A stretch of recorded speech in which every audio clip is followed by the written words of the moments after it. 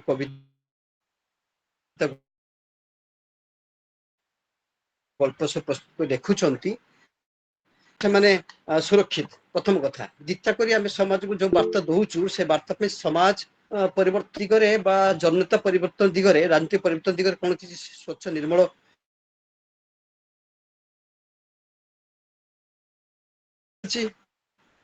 आपन लागुची कि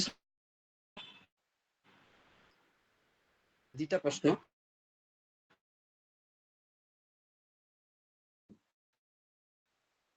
आपण आपण गोटे बड़ कथा होची जो पंचतंत्र लिखा है मोर जो गुडाक सब मनोज दास लिखिछन्ती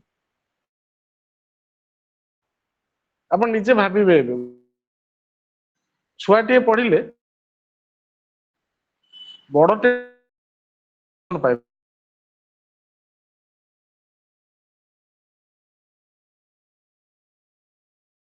मध्ययुग लेखा होता जो गुड़ाक सब पंचतंत्र कौन जातक कहानी बहुत गुड आप निजे देखो आप छोट बेले जो पढ़ी जो आनंदित होते एबे आपण पढ़ु से फिलोसफी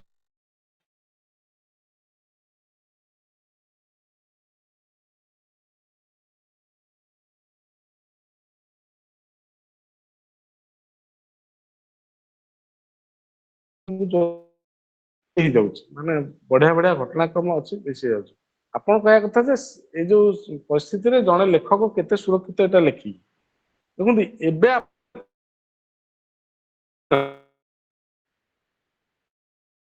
आपण जो विदेशी कहि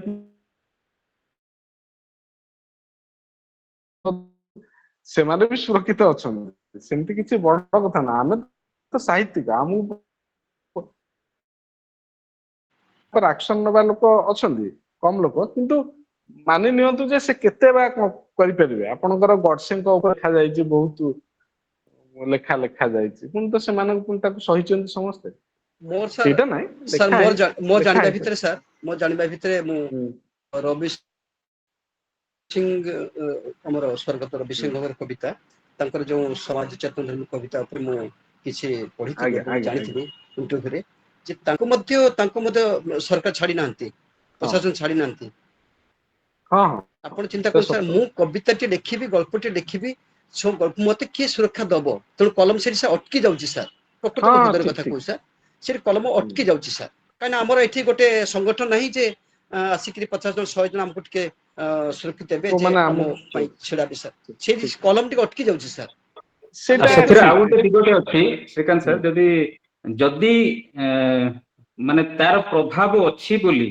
जहार प्रभाव नथिबो जदी लेखार प्रभाव नथिबो तो आपण आपनक ऊपरे सरकार रो कोनोसी इफेक्ट पकेइबो नाही जदी हैरान करिवो नाही हैरान करूची माने से लेखार प्रभाव अछि रवि सिंह को लेखार प्रभाव थिला बोली ताको हैरान कराइतला निश्चित निश्चित हां से लेखा सेमती तीक्ष्ण हेले ଏବଂ ରବି ସିଂଙ୍କ ଲେଖା ଆମର ଏବେ ଗପ ଉପନ୍ୟାସରେ ସେଇ ଭଳି ଲେଖା ଲେଖା ଯାଇ ପାରିବ କିନ୍ତୁ କଥାଟା ହଉଛି ଯୋଉମାନେ ଆପଣଙ୍କୁ ଦଣ୍ଡ ଦେବେ ସେମାନେ ଗୋଟା ପଢନ୍ତିନି ମୁଁ ପ୍ରଥମ କହିଲେ ସେ ସବୁ ପଢନ୍ତିନି ଦ୍ୱିତୀୟ କଥା ହଉଛି ଯେ ଆପଣ ସେମିତି ହେଲେ ବହୁତ ଲୋକ ଦଣ୍ଡିତ ହେବେ ବହୁତ ଜଣା ପଡିଯିବ ତାଙ୍କର ଯୋଉ ଭାଟ ମାନେ ଯୋଉମାନେ ଆପଣଙ୍କୁ ଆପଣ ଗୋଟେ ଘଟଣାକ୍ରମ ମୁଁ କହିଦିଏ ସତ କଥା ମୁଁ ଜାଣିଛି ସେଟା विबुध रंजन लिखिथिले मिछ महात्मा विबुध रंजन लिखिथिले गडसे को माने से गडसे जहा करचंती ठीक करचंती लिखिथिले से समय कांग्रेस सरकार थी से समस्या घटनाक्रम केमिति वायरल हैला से बढ़िया जिंस माने केही पढ़ी ना किंतु ताकु लुचिया पड़ला ताकु अरेस्ट करे पोड़ा जला आरंभ हैला से बहिटा प्रकाश ही हेनी से गोटे कॉपी से जाइथिले से गोटे रिपोर्टर पिलाटे से जाइथिले दामोदर राउत घर को सेठी से दामोदर राउत से गोटे कॉपीटा देखैथिले तां गेस्ट हेबे ना कोन हेबे से कॉपीटा को ये रिपोर्टर ताकू देखिदेले एटा कोन हमक ना एटा गोटे बाहर से बाहर नि बई କିନ୍ତୁ ସିଏ ତାପରେ ନ୍ୟୁଜ କରିଦେଲେ ଏବଂ ନ୍ୟୁଜ ହେଲା ପରେ ସିଏ ଭାଇରାଲ ଏମିତି ଘଟଣା ନେଇଗଲା, ସେ ଆନ୍ଦୋଳନ ହେଲା, କେହି କିଛି ବୁଝିଲେନି, ଶେଷରେ ସେ ଅଣ୍ଡରଗ୍ରାଉଣ୍ଡ ହବାକୁ ପଡିଲା। କିଏ? ବିଭୂତ ରଞ୍ଜନ। ଯଦିଓ ଘଟଣାକ୍ରମ ବଦଳିଗଲା ତାପରେ, କିନ୍ତୁ ସେ ସମୟରେ ଏମିତି ହେଲା। ବହୁତ ସମୟରେ ଦେଖିବେ ଲେଖକଟିଏ ଭୁଲ କାରଣ, ଯଦି ସେ ଠିକ କାରଣ ପାଇଁ ଦଣ୍ଡିତ ହବା ତ ଅଲଗା କଥା, ସେ ଭୁଲ କାରଣ ପାଇଁ ଦଣ୍ଡିତ ହେଇଥିବ। ସେ ଲେଖିଥିବ ଅଲଗା, ତାକୁ ମିସଇଣ୍ଟରପ୍ରେଟ କରିଥିବେ ବହୁତ ଲୋକ। ପ୍ରକୃତରେ ସାର୍ ଚନ୍ଦ୍ର ଆମେ ମ୍ୟାଡାମ ହ୍ୟାଣ୍ଡ ଉତ୍ତମ ରାଇଜ କରିଛନ୍ତି, ସମାଜ, କିଛି କହିବା ପାଇଁ ଚାହୁଁଛନ୍ତି ବୋଧେ? ହଁ ହଁ ଆଜ୍ଞା ମୁଁ ଗୋଟେ ସେକେଣ୍ଡ ଛାଡିବି। ହଁ ପ୍ରକୃତରେ ସାର୍ ଆମେ ଉତ୍ତମ ସମାଜ ଗଢିବା ପାଇଁ ବହୁତ ଚେଷ୍ଟା କରୁଛୁ, କିନ୍ତୁ ଆମେ ବିଫଳ ବୋଲି ଲାଗୁଛି। ତଥାପି ହୃଦୟ ଭିତରେ ସେଇ ସାଧନା ରହିଛି ଯେ ଆମେ ନିଶ୍ଚିତ ପାରିବା, ଏଇଟା ମୋର ଆଶା ରହିଛି। ମୁଁ ସାର୍ ଆଉ ଗୋଟେ କଥା କହିଦିଏ ଏଠି, ଯୋଉ ପ୍ରବନ୍ଧ ତାର ପ୍ରଭାବ ସାଙ୍ଗେ ସାଙ୍ଗେ ପଡିବ, ସାହିତ୍ୟର ପ୍ରଭାବ ଟା ଏବେ ଜାଣିପାରେ, ଆପଣ ତାକୁ ଗୁଡା 20 ବର୍ଷ 30 ବର୍ଷ ପରେ ତାର ଜଣା ପଡେ। ସିନେମା ବି ସେୟା ବହୁତ ସମୟ ହୁଏ। ମେରା ନାମ ଜୋକରକୁ କେହି ଜାଣିପାରେ, ତଳିତଳାନ୍ତ ହେଇଗଲେ ସେ ଫିଲ୍ମ ପାଇଁ, କିନ୍ତୁ ତାପରେ ଏବେ ବହୁତ ଲେଖା ସେମିତି ହୁଏ। ତାର ପ୍ରଭାବ ଟା ବହୁତ ପରେ ପଡେ, ପରେ ସେ ଦେଖିଲା ବେଳକୁ ଗୋଟେ ମାଷ୍ଟର ପିସ୍ ହେଇକି ଥାଏ ବୋଲି କୁହନ୍ତି। ଆଜ୍ଞା କୁହନ୍ତୁ। ହଁ ଚନ୍ଦ୍ର ମ୍ୟାଡାମ। ହଁ ନମସ୍କାର ସମସ୍ତଙ୍କୁ। ମୋର ଛୋଟିଆ କ୍ୱେଶ୍ଚିନ୍, ଶ୍ରୀକାନ୍ତ ବୋଧେ ତାକୁ କଭର କଲେ, ମୋ ସମସ୍ତେ ମ୍ୟୁଟ କଲେ, ଟିକେ ବୋଧେ ଏକ ହବନି। ମୋର ପ୍ରଶ୍ନ ବି ସେଇଆ ଥିଲା ଅମରେଶ ବାବୁ ଆପଣଙ୍କୁ, କି ମତେ ଲାଗୁଛି ବୋଧେ ଆମର ଯୋଉ ପବ୍ଲିକ, ଯୋଉ ଆମେ ସବୁ ପଢୁଛେ, ଡରଟା ଆମର ବେଶୀ, ସେଥିପାଇଁ ଆମେ ଲେଖକଙ୍କୁ ସପୋର୍ଟ ଦଉନେ, ଆଉ ଲେଖକ ବି ବିନା ସପୋର୍ଟରେ ଆମର ଯୋଉ ପାଠକ ମାନଙ୍କ ସପୋର୍ଟ ନଥିବା ଯୋଗୁ ଟିକେ ଡରିକିରି ବେଶୀ ଯୋଉ ଗୁଡାକ ତାଙ୍କ ମନରେ ଆସୁଛି ସେଇଟା ଲେଖୁନାହାନ୍ତି। ଏକ ତ ଆମର ଲେଖକ ମାନେ ସେତେ ଧନୀ ନୁହନ୍ତି। ଅନ୍ୟ ଜାଗାରେ ମୁଁ ଦେଖିଛି, ସରି ମୁଁ ଆମେରିକାରେ ରହୁଛି, କିନ୍ତୁ ଏଠିକାର ଲେଖକ ମାନେ ବହୁତ ବହୁତ ରିଚ୍ ୟୁନୋ। ଆମର କଣ ହଉଛି କି ସାଧାରଣ ଲୋକ ଲେଖୁଛନ୍ତି ଖୁସିରେ କି ପାସନ ଯୋଗୁ, କିନ୍ତୁ ଯେତେବେଳେ ତାଙ୍କୁ ସପୋର୍ଟ ମିଳୁନି କିଛି, ଆମ ପାଠକ ପାଠିକା ବି ବହି ଖଣ୍ଡିଏ ତ ଆମେ କିଣୁନେ ବି, ତେଣୁ ସେମାନେ ଆହୁରି ଯୋଉଟା ସେମାନେ ଆଣିବାକୁ ଚାହୁଁଛନ୍ତି, ତାଙ୍କ ଭିତରେ ଯୋଉଟା ନିଆଁ ଭଳିଆ ଜଳୁଛି, ସେଇଟା ଆଣିବା ପାଇଁ ବୋଧେ ଟିକେ ଅସୁବିଧା ହଉଛି ମୁଁ ଭାବୁଛି। କାରଣ ମୁଁ ତ 55 ବର୍ଷ ହେଲା ବାହାରେ ରହିଲିଣି ଆଜ୍ଞା, କେବଳ 17 ବର୍ଷ ଓଡିଶାରେ ଥିଲି। କିନ୍ତୁ ମୁଁ ଯାହା ମୁଁ ଏବେ ନୂଆ ଲେଖୁଛି ଓଡିଆରେ, ଆଉ ସେଠି ଆଉ ଏଠି ମୁଁ ମହାରାଷ୍ଟ୍ରରେ ବି ଥିଲି, ଆଉ ଆମେରିକାରେ ବି ବହୁତ ଦିନ ରହିଲିଣି। ମୁଁ ଭାବୁଛି ବୋଧେ ସେଇଟା ହଉଛି, ଆମ ପାଠକ ମାନେ ବି ସପୋର୍ଟ ଦେବା କଥା। ପବ୍ଲିକ ଗଭର୍ଣମେଣ୍ଟରୁ ତ ନିଶ୍ଚୟ ସପୋର୍ଟ ଆସିବା କଥା। ମତେ ଲାଗୁଛି ସେଇ ଗୋଟାକ ବୋଧେ ଟିକେ କୋଉଠି ହଁ, କମ ମୁଁ ରହିଯାଉଛି। ଭଲ କଥାଟା କହିଲେ। ଆମେ ମ୍ୟାଡାମ ପ୍ରକୃତରେ ଆମେ ଗୋଟେ ଶାସନ ବ୍ୟବସ୍ଥା ଭିତରେ ଅଛନ୍ତି। ଖାଲି ଶାସନ ବ୍ୟବସ୍ଥା ନୁହଁ, ଆମ ସାମାଜିକ ବ୍ୟବସ୍ଥା ବି। ଆପଣ ଦେଖନ୍ତୁ ଆମ ପଡୋଶୀ ରାଜ୍ୟ ୱେଷ୍ଟବେଙ୍ଗଲ, ମୁଁ ଏମିତି ବହୁତ ଘଟଣା ଶୁଣିଛି, ଯୋଉମାନେ ଅନୁବାଦକ ତାଙ୍କ ଲେଖକଙ୍କୁ ସିଧାସଳଖ ଭେଟିଛନ୍ତି, ଦେଖିଛନ୍ତି। ଆମ ବ୍ୟବସ୍ଥାରେ ଲେଖକଟିଏ ଗୋଟେ ଗୁରୁତ୍ୱପୂର୍ଣ୍ଣ କାମ କରେ ନାହିଁ, ଲେଖକଟି ଗୁରୁତ୍ୱପୂର୍ଣ୍ଣ ନୁହଁ, କିନ୍ତୁ ସେମାନଙ୍କ ବ୍ୟବସ୍ଥାରେ ଲେଖକଟିକୁ ବହୁତ ଗୁରୁତ୍ୱପୂର୍ଣ୍ଣ। ଆମର ଜଣେ HR ଜଣେ ହେଡ ଥିଲେ ବେଙ୍ଗଲୀ ଲୋକ, ସିଏ ବହୁତ ସମୟରେ କହନ୍ତି, କିନ୍ତୁ ତମେ ଯଦି ଆମ ରାଜ୍ୟରେ ଥାନ୍ତ, ତମକୁ ଆମେ ଭେଟିଥାନ୍ତୁ ଚିଟ ଦେଇକି। ତାର କାରଣ ହଉଛି, ଆପଣ ଯୋଉ ବ୍ୟବସ୍ଥାରେ ଅଛି, ଆମର ଏଠି ଆପଣ ଯୋଉ ବ୍ୟବସ୍ଥାରେ ଆମେରିକାରେ ଅଛନ୍ତି, ସେଠି ପ୍ରତି ଲୋକ ବୋଧ ହୁଏ ପ୍ରତି ଲୋକ ଯାହା କରେ ତା ପାଇଁ ସେ ପାରିଶ୍ରମିକ ପାଏ। ଆମ ବ୍ୟବସ୍ଥାଟା ସେମିତି ହେଇନି। ଆମେ ଯାହା କହିଲେ ଆମେ ପ୍ୟାସନ ଦୃଷ୍ଟିରୁ ଲେଖୁଛୁ, ମୋର ଯେହେତୁ ଆଗ୍ରହ ଅଛି, ମତେ ଭଲ ଲାଗୁଛି, ମୁଁ ଲେଖୁଛି, ଏବଂ ସେଥିରୁ ତାପରେ ଗୋଟେ ମୋର ପରିଚୟ ସୃଷ୍ଟି ହଉଛି। ଆଉ କିଛି ଲୋକ କେବଳ ପରିଚୟ ସୃଷ୍ଟି କରିବା ପାଇଁ ଲେଖୁଛନ୍ତି। ବହୁତ ଲୋକଙ୍କର ବହୁତ ଚିନ୍ତାଧାରା ଅଛି, କିନ୍ତୁ ଆମର ମୁଁ ଯଦି ପଇସା ପାଇଥାନ୍ତି, ମୁଁ କାହିଁ ଏଠି ଚାକିରି କରିଥାନ୍ତି। ଏକ୍ଜାକ୍ଟଲି ହେଇଛି ୱେଷ୍ଟବେଙ୍ଗଲରେ ସେଟା ଅଛି। ସେମାନେ ତାଙ୍କ ଲୋକମାନେ ବହୁତ ତାଙ୍କ ସଂସ୍କୃତି ଆଉ ଲେଖା ଲେଖି କୁ ନେଇକି ବହୁତ ସଚେତନ, ଏବଂ ସେମାନେ ବହୁତ ଅଭ୍ୟସ୍ତ। ତାଙ୍କ ପରବର୍ତ୍ତୀ ପିଢିକୁ ସେମାନେ ପଢାନ୍ତି, ସେମାନେ ସମସ୍ତେ ପେପର ପଢନ୍ତି। ମୋ ମନେ ଅଛି, ମୁଁ କଲିକତାରେ ସକାଳୁ ଓହ୍ଲେଇ ପଡିଛି, ଗୋଟେ ପାଖାପାଖି 100 ରିକ୍ସା ସାଇଜ ହେଇକି ଥୁଆ ହେଇଛି। ଆପଣ ଆଶ୍ଚର୍ଯ୍ୟ, ଖରାଟା ପଡିଛି, ଯଦି କ୍ୟାମେରା ଥାନ୍ତା ମୁଁ ଉଠେଇଥାନ୍ତି।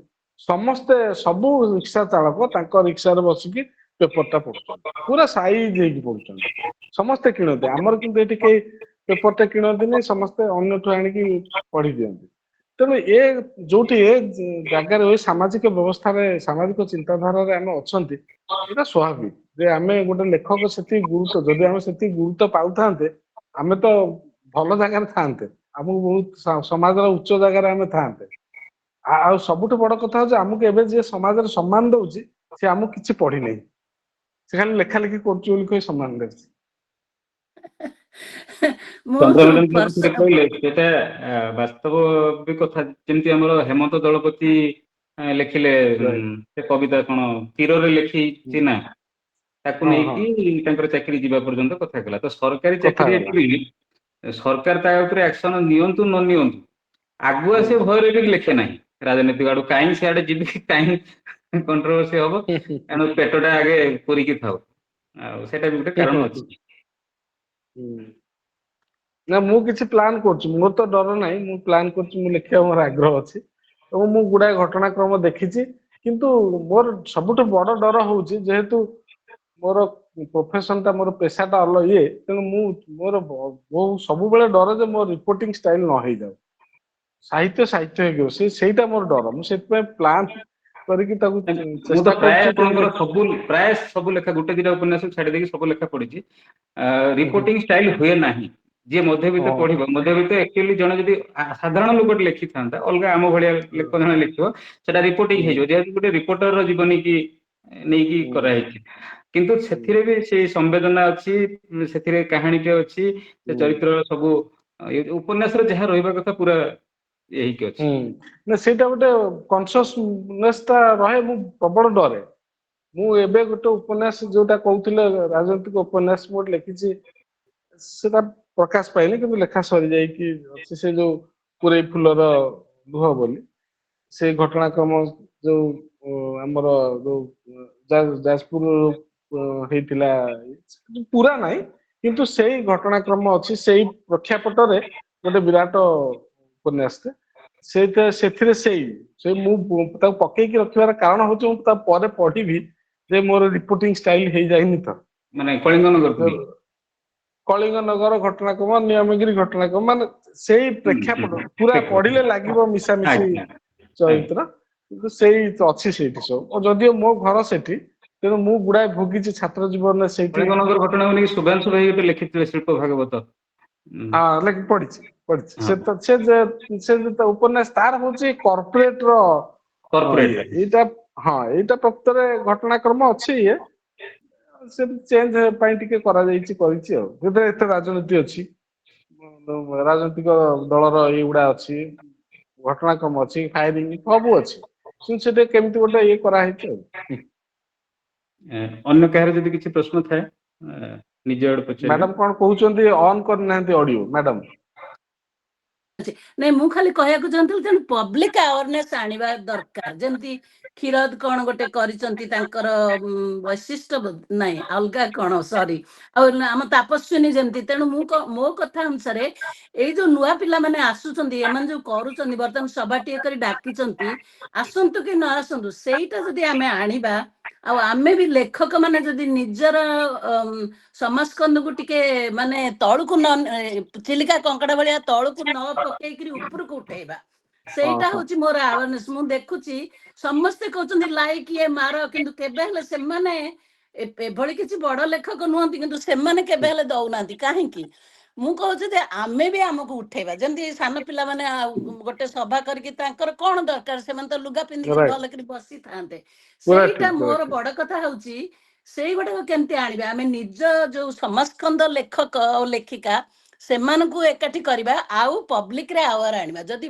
ଆମର ସମସ୍ତେ ପଢିବେ ତାହେଲେ କାହିଁକି ହବନି କାରଣ ଆମର ଲେଖା ତ ବହୁତ ସୁନ୍ଦର ଆଉ ବହୁତ ଭଲ ଭଲ ଲେଖକ ଅଛନ୍ତି ମୁଁ ଏଇଟା କହୁଛି ଏଇ ଯୋଉ କଥା ହଁ ନାଇଁ ସେଇ କଥାଟି ମୁଁ ଖାଲି କହେ ମୁଠି ହେଇକି ଚାଲିବା ଗୋଟିଏ ଆଙ୍ଗୁଠିରେ ଆମର ଚାଲିବାର ନବାର ଅଭ୍ୟାସ କିନ୍ତୁ ଯଦି ମୁଠି ହବା ତାହେଲେ ଗ୍ରୁପ ହବ ଗ୍ରୁପ ହେଲେ ଆମେ ଭଲ ଏଠି ଯୋଉ ସବୁ ଖେଳିବାର ଏଠି ହଉ କି ଯୋଉଠି ହଉ ସେଇ ଗୋଟାକ ମୋର ମୁଁ ଦେଖୁଛି ସେଇ ଗୋଟାକ ଟିକେ ଲ୍ୟାକ୍ ହଉଛି ସେଇଟା ତ ଆମେ ଆଣିପାରିବା ପ୍ରକୃତରେ ଯୋଉମାନେ ସାହିତ୍ୟିକ ଯୋଉମାନେ ଟିକେ ଜଣାଶୁଣା ସାହିତ୍ୟିକ ସେମାନେ ଏଇଭଳି ଆସକୁ ନିଶ୍ଚୟ ଆସିବା କଥା ଆସିଲେ କଣ ହବ ଦେଖନ୍ତୁ ମୁଁ ଯାହା କହୁଛି କି କିଏ କଣ କହୁଛି ତା ଦ୍ଵାରା କଣ କିଏ ହେଇଯିବ ସେମିତି ମାନେ ନାହିଁ କିନ୍ତୁ ତା ଦ୍ୱାରା ଯୋଉମାନେ ନୂଆ ଲେଖା ଲେଖି କରୁଛନ୍ତି ତାଙ୍କ ଦ୍ୱାରା ନିଶ୍ଚୟ ତା ଭିତରେ ଗୋଟେ ପ୍ରଭାବ ହବ। ଏବଂ ମୋର ସବୁବେଳେ ଆମେ ଯେତେବେଳେ ଲେଖୁଥିଲୁ ଯୋଉ ସବୁ ସମସ୍ୟାର ସମାଧାନ ସମସ୍ୟାରେ ପଡୁଥିଲୁ, ଏବେ ମଧ୍ୟ ଜଣେ ନୂଆ ଲେଖିଲେ ସେ ସମସ୍ୟାରେ ପଡୁ କିମ୍ବା ଯଦି ପଡୁନାହିଁ ସେ ଇତିହାସଟା ଜାଣୁ।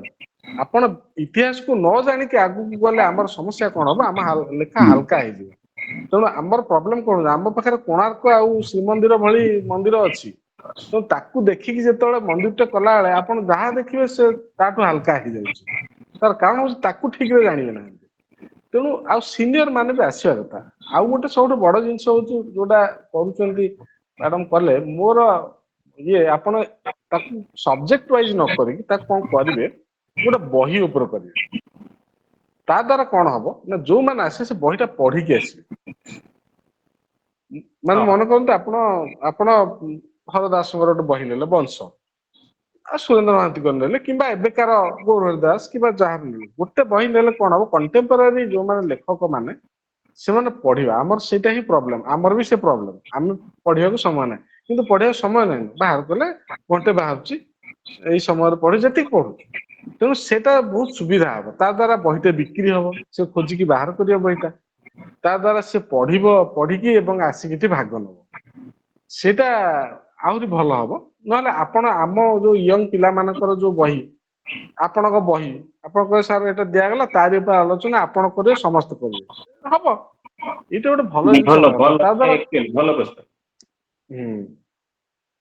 କିନ୍ତୁ ମୁଁ ତ ଆଉଟ ହେଇଯିବି ନା, ମୁଁ ବେଶୀ ବହି ପଢି ପାରୁନି, ଆପଣଙ୍କ ବହି ବି ପଢିନି, ସରି। ଆପଣ ଯାହା ପଢିଛନ୍ତି ଆପଣ ତାପରେ କହିବେ, ଆପଣଙ୍କର ଅଭିଜ୍ଞତା ଅଛି, ଜୀବନର ବଡ ଅଭିଜ୍ଞତା, ଆପଣ ତ ସେଇଟା ତ ବହି। ହଁ ସେଇଟା କିନ୍ତୁ ମୁଁ ଆପଣ ଗୋଟେ ଚେଷ୍ଟା କରେ। ଆପଣ ଗୋଟେ କାମ କରନ୍ତୁ, ଆପଣ ଆମେରିକାରେ ଆପଣ ସେଇଠି ସାହିତ୍ୟ ଜରୁରୀ ନୁହଁ ତାକୁ ଗପ କବିତା ଲେଖିବା, ସେଇଠି 10ଟି ଘଟଣା ବାହାର କରନ୍ତୁ ଯୋଉଟା ଆପଣ ପ୍ରଭାବିତ ହେଇଛନ୍ତି। ଆପଣ ତାକୁ ନ ଲେଖନ୍ତୁ, ଟିପି ରଖନ୍ତୁ, ସେ ଘଟଣା ଆମକୁ କହିବେ। ତେଣୁ ଆପଣ ମତେ ପରବର୍ତ୍ତୀ ସମୟରେ ଏତିକି 2 ପାରା ହଉ ଗୋଟେ ଘଟଣା ଲେଖିଲେ ତାକୁ ଲେଖିଦେବେ, ପରବର୍ତ୍ତୀ ସମୟରେ ସେଟା କମ୍ପାଇଲ କରିଦେବେ, ଭଲ ହେଇଯିବ, ସାଇଜ ହେଇଯିବ। ବହୁତ ଘଟଣା ଆପଣଙ୍କୁ ବହୁତ ଲୋକ ଆସୁଥିବେ ତାଙ୍କ ବିଷୟରେ ଲେଖିବେ, ଜରୁରୀ ନୁହଁ ଗୋଟେ କାହାଣୀ ଲେଖିବା। ହଁ, ଠିକ ଅଛି, ମୁଁ ବର୍ତ୍ତମାନ ବନ୍ଦ ଅଂଶୁମାନ କରୁଛି। ଲେଖିଛନ୍ତି ଅଂଶୁମାନ ଲେଖିଛନ୍ତି ଅମରେଶ ଭାଇ ଗୋଟେ ନୂଆ ଉପନ୍ୟାସ ଲେଖନ୍ତୁ, ମହାବାତ୍ୟା। ମହାବାତ୍ୟା ଆରେ ଏଡେ ବଡ ବାତ୍ୟା ହେଲା, ଆଉ କଣ ପୁଣି ବାତ୍ୟା ମୁଁ କରିବି। ସ୍ୱରୂପ କୁମାର ନାୟକ ରେଜ୍ ହ୍ୟାଣ୍ଡ କରିଛନ୍ତି। ହଁ ହଁ ସ୍ୱରୂପ ଭାଇ ପଚାର। ସମସ୍ତଙ୍କୁ ନମସ୍କାର, ଅମରେଶ ଭାଇ ନମସ୍କାର। ସ୍ୱରୂପ ଭାଇ, ହଁ ଆପଣଙ୍କ ଉପନ୍ୟାସ ମୁଁ ଏପର୍ଯ୍ୟନ୍ତ ପଢିନି, ପଢିଲେ ନିଶ୍ଚୟ ଆଲୋଚନା କରିବି, ଏଇ ଭିତରେ ଗୋଟେ ରହସ୍ୟ ଆଲୋଚନା କରିବା। ଉପନ୍ୟାସ। ହଁ ମୁଁ ଆଉ ଗୋଟେ ଟିକେ ବ୍ୟସ୍ତ ଥିଲି, ସେଥିପାଇଁ ପଢ ରହସ୍ୟ ଉପନ୍ୟାସ। ରହସ୍ୟ ଉପନ୍ୟାସର ସମୟଟା ଆସିବା ଉଚିତ, ସେଟା ଆସିଲେ ପାଠକ ବଢିବେ। କୁହନ୍ତୁ। ହଁ, ମୋର ପ୍ରଶ୍ନ ହଉଛି ଅମରେଶ ଭାଇ, ଆମେ ଯେମିତି ରାଜନୀତିର କଥା କହିଲେ, ମୋର କଥା ହଉଛି ମୁଁ ଟିକେ ଓଲଟା ଦିଗକୁ ଯିବି। ଯେତେବେଳେ ଗୋଟେ ଲେଖକଟେ ଗୋଟେ ରାଜନୈତିକ ମହତ୍ୱାକାଂକ୍ଷା ନେଇକି ଲେଖେ, କିମ୍ବା ସେ ଅର୍ଥ ପାଇଁ ହଉ କୌଣସି ଦଳ ପାଇଁ ହଉ, ଯେତେବେଳେ ସେ ଗୋଟେ ବ୍ୟକ୍ତି ବିଶେଷ କିମ୍ବା ଗୋଟେ ଦଳର ଗୁଣଗାରିମା ଯାଉଛି ବା କହିବାକୁ ଗଲେ ଗୋଟେ ପ୍ରୋପାଗାଣ୍ଡାକୁ ଯାଉଛି, ତାର ନିଜର ସେଥିରେ ଗୋଟେ ମହତ୍ୱାକାଂକ୍ଷା ରହୁଛି, ସେତେବେଳେ ତା ଭିତରେ ଲେଖକୀୟ ସତ୍ତାଟା ମରିଯାଉଛି କି? ଆଉଥରେ ଟିକେ କହିଲେ, ଆଉଥରେ ଶେଷ ଲାଇନ ଟା। ଯେତେବେଳେ କୌଣସି ଗୋଟେ ଲେଖକ ଗୋଟେ ନିର୍ଦ୍ଦିଷ୍ଟ ରାଜନୈତିକ ଦଳକୁ ସମର୍ଥନ କରି ଲେଖୁଛି ବା କହୁଛି, କିମ୍ବା ତା ଭିତରେ ତାର ନିଜର ସେଥିରେ ରାଜନୈତିକ ମହତ୍ୱାକାଂକ୍ଷା ଲୁଚିକି ରହିଛି, ସେଥିପାଇଁ ସେ ମାନେ ହଁ ଚାଟୁକାରିତାକୁ ନାଇଁ ବି ଠିକ, ଯାଉଛି। ବୁଝିଲି ନାଇଁ, କଥାଟା ହଉଛି ଯୋଉ ଇଜିମ କଥା ଆପଣ କହୁଛନ୍ତି, ଯୋଉଟା ବାଦ, ଯେମିତି ଆଜ୍ଞା ଗାନ୍ଧିଜୀମ କି ମୋ କହିବା କଥା ହଉଛି ସାହିତ୍ୟଟା ଇଜିମରେ ବିଶ୍ୱାସ କରେନି। ଆପଣ ଯୋଉଟା ନାଇଁ ସେ କହୁଛନ୍ତି ଆକ୍ଚୁଆଲି ସେଟା ଭାଇ ଇଜିମ କଥା କହୁନାହାନ୍ତି, ସେ କହୁଛନ୍ତି ଯେ ଯୋଉ ଲୋଭରେ ଜଣେ ଯଦି ରାଜନୈତିକ ଦଳ ସହିତ ଯାଉଛି, ହଁ, କିମ୍ବା ତାର ରାଜନୀତିରେ ଜଣେ ନିଜର ବି ମିଶୁଛି ମାନେ ରାଜନୈତିକ ତାର ଗୋଟେ ଉଦ୍ଦେଶ୍ୟ ଅଛି। ସ୍ୱାର୍ଥଟେ ଅଛି, ସେ ସ୍ୱାର୍ଥ ପାଇଁ ଯେତେବେଳେ ଯାଉଛି ସେତେବେଳେ ତାର ନିଜ ଭିତରେ ଯୋଉ ସାହିତ୍ୟିକ ସତ୍ତାଟି ଅଛି ସେ ମରିଯାଉଛି କି? ମୋର ଏଇଟା ଗୋଟେ ବ୍ୟକ୍ତିଗତ କଥା, କାହିଁ କହିଲେ ଆପଣ ଗୋଟେ ଲେଖକ ସବୁବେଳେ ଚାହେଁ, ଯେମିତି ସୈନିକଟେ ସବୁବେଳେ ଚାହେଁ ତା ଚାକିରି କାଳ ଭିତରେ ଗୋଟେ ଯୁଦ୍ଧ ହଉ, ସେମିତି ଗୋଟେ ଲେଖକ ସବୁବେଳେ ଚାହେଁ ତା ଜୀବନରେ ବହୁତ ଘଟଣା ଘଟୁ। ବାସ୍ତବରେ ବିନା ଘଟଣାରେ ସେ ହବନି।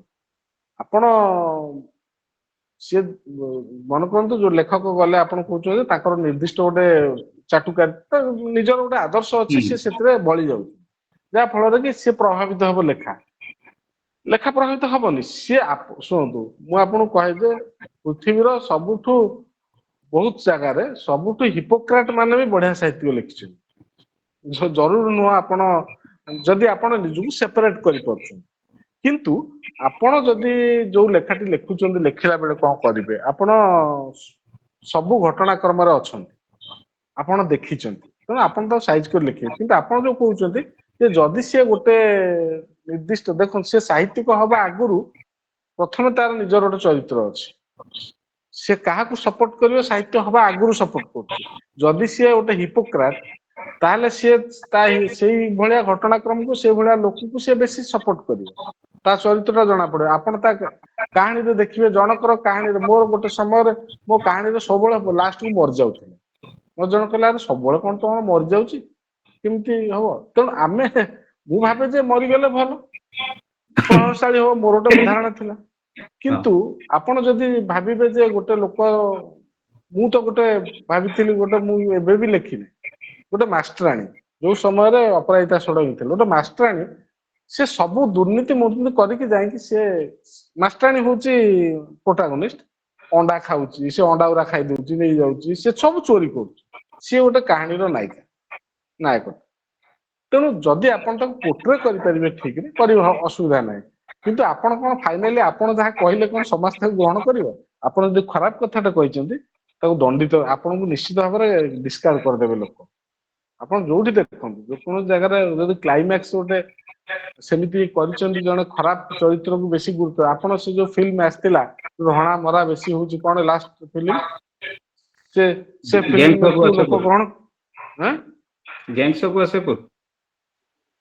ନାଇଁ ସେଟା ହଉଛି କଣ, ସେ ଏତେ ଭୟଙ୍କର, ସେ ଯୋଉ ରିତିକ ରୋଶନ ନା କଣ ଆସିଥିଲେ, ଏତେ ଭୟଙ୍କର ହେଲା ଯେ ତାକୁ କଣ କେହି ଗ୍ରହଣ କଲେ? ସେ ଆମେ କରିଦେଇ ପାରିବା, ଗୋଟେ ଆର୍ଟ ପିସ୍ ତିଆରି କରିଦେଇ ହବ, ତାକୁ ଗ୍ରହଣ କରିବ। ତେଣୁ ଆପଣ ଯଦି କହୁଛନ୍ତି ଯେ ଗୋଟେ ସାହିତ୍ୟରେ ଯଦି ତା ଚରିତ୍ରଟି, ସେ ଗୋଟେ ଖରାପ ଚରିତ୍ରର ଲୋକ, ଆନିମଲ, ତାର ହଁ, ଭଲ ସୁମିତ କହିଲେ ଆନିମଲ। ଆନିମଲ। ତେଣୁ ସେଇଟା ମୁଁ କାହିଁ ଭାବୁନି ଯେ ସେ ଆଦୃତ ହବ ସେମିତି, ଆଉ କୋଉଠି ବି ହେଇନି, ଉଦାହରଣ ବି ବହୁତ କମ ନଥିବ ବୋଲି।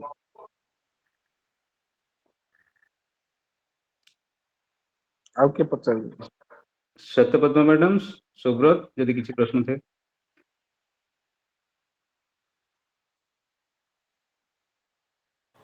ନାଇଁ, ସମସ୍ତେ ସବୁ ପଚାରି ଦେଇଛନ୍ତି। ଆଉ ମୁଁ ତ ସାରଙ୍କର ଗଳ୍ପ ଉପନ୍ୟାସ ହିଁ ପଢିକି ତାଙ୍କୁ ଉତ୍ତର ଗୁଡାକ ଖୋଜେ, ଆଉ ସାରଙ୍କୁ ଶୁଣିବାଟା ହିଁ ବଡ କଥା, ସେଇଥିରେ ବହୁତ କଥା କିଛି ବାହାରିଯାଏ। ତଥାପି ଗୋଟେ ଆଜି ଜିନିଷ ଆକ୍ଚୁଆଲି ଅବଶ୍ୟ ପଚାରିବି, କିନ୍ତୁ ରାଜନୀତି ଉପରେ ପଚାରିବି ସାର୍। ହଁ, ପଚାରନ୍ତୁ। ଆଉ ଏଇ କଣ ତ ମଙ୍ଗଳସୂତ୍ର ଖେଳଟା ହିଁ ସବୁ ବଦଳାଇ ଦେଲା କି ସାର୍? ନାଇଁ, ମଙ୍ଗଳସୂତ୍ର ନୁହଁ, ବାସ୍ତବରେ ଆପଣ ଦେଖିବେ 3ଟି ଲାଇନରେ ଇଏ ଘଟଣା ଘଟିଛି। ଗୋଟେ ହଉଛି ଆଜ୍ଞା ଏଇ ଯୋଉ ଆପଣ ଯେମିତି କାହାଣୀ ଲେଖିଲା ବେଳେ ଗୋଟେ ୱାନ୍ ଲାଇନର ଖୋଜୁଛନ୍ତି, ଯେ ମୋ କାହାଣୀ କୋଉ ଲାଇନ ଉପରେ ପର୍ଯ୍ୟବେସିତ ହବ। ଯେପର୍ଯ୍ୟନ୍ତ ଆପଣ ୱାନ୍ ଲାଇନର ଟା ଠିକ କରିନାହାନ୍ତି, ମନେ ରଖନ୍ତୁ ଆପଣ ଗପଟି ବଢି ଚାଲିବ, କନଫ୍ୟୁଜ ହବ ଏବଂ ଗପ ସରିବ, ଫୋକସ ହବନି। ତେଣୁ ମୋର ଆପଣ ଗୋଟିଏ ଲାଇନରେ ଆପଣ ନିଜର ଏଣ୍ଟାର କାହାଣୀଟାକୁ ଆପଣ ଗୋଟେ ଲାଇନରେ କହିପାରୁଥିବା ଦରକାର। ଇଏ ରାଜନୀତିର ସବୁଠୁ, ଓଡିଶାର ସବୁଠୁ ବଡ ଇଏଟି ହଉଛି ଯେ ଗୋଟେ ଘୃଣା ଭୋଟ, ଏମାନେ ଆକୁ କେହି ଭଲ ପାଇକି ଭୋଟ ଦେଇନାହାନ୍ତି, ଏମାନଙ୍କୁ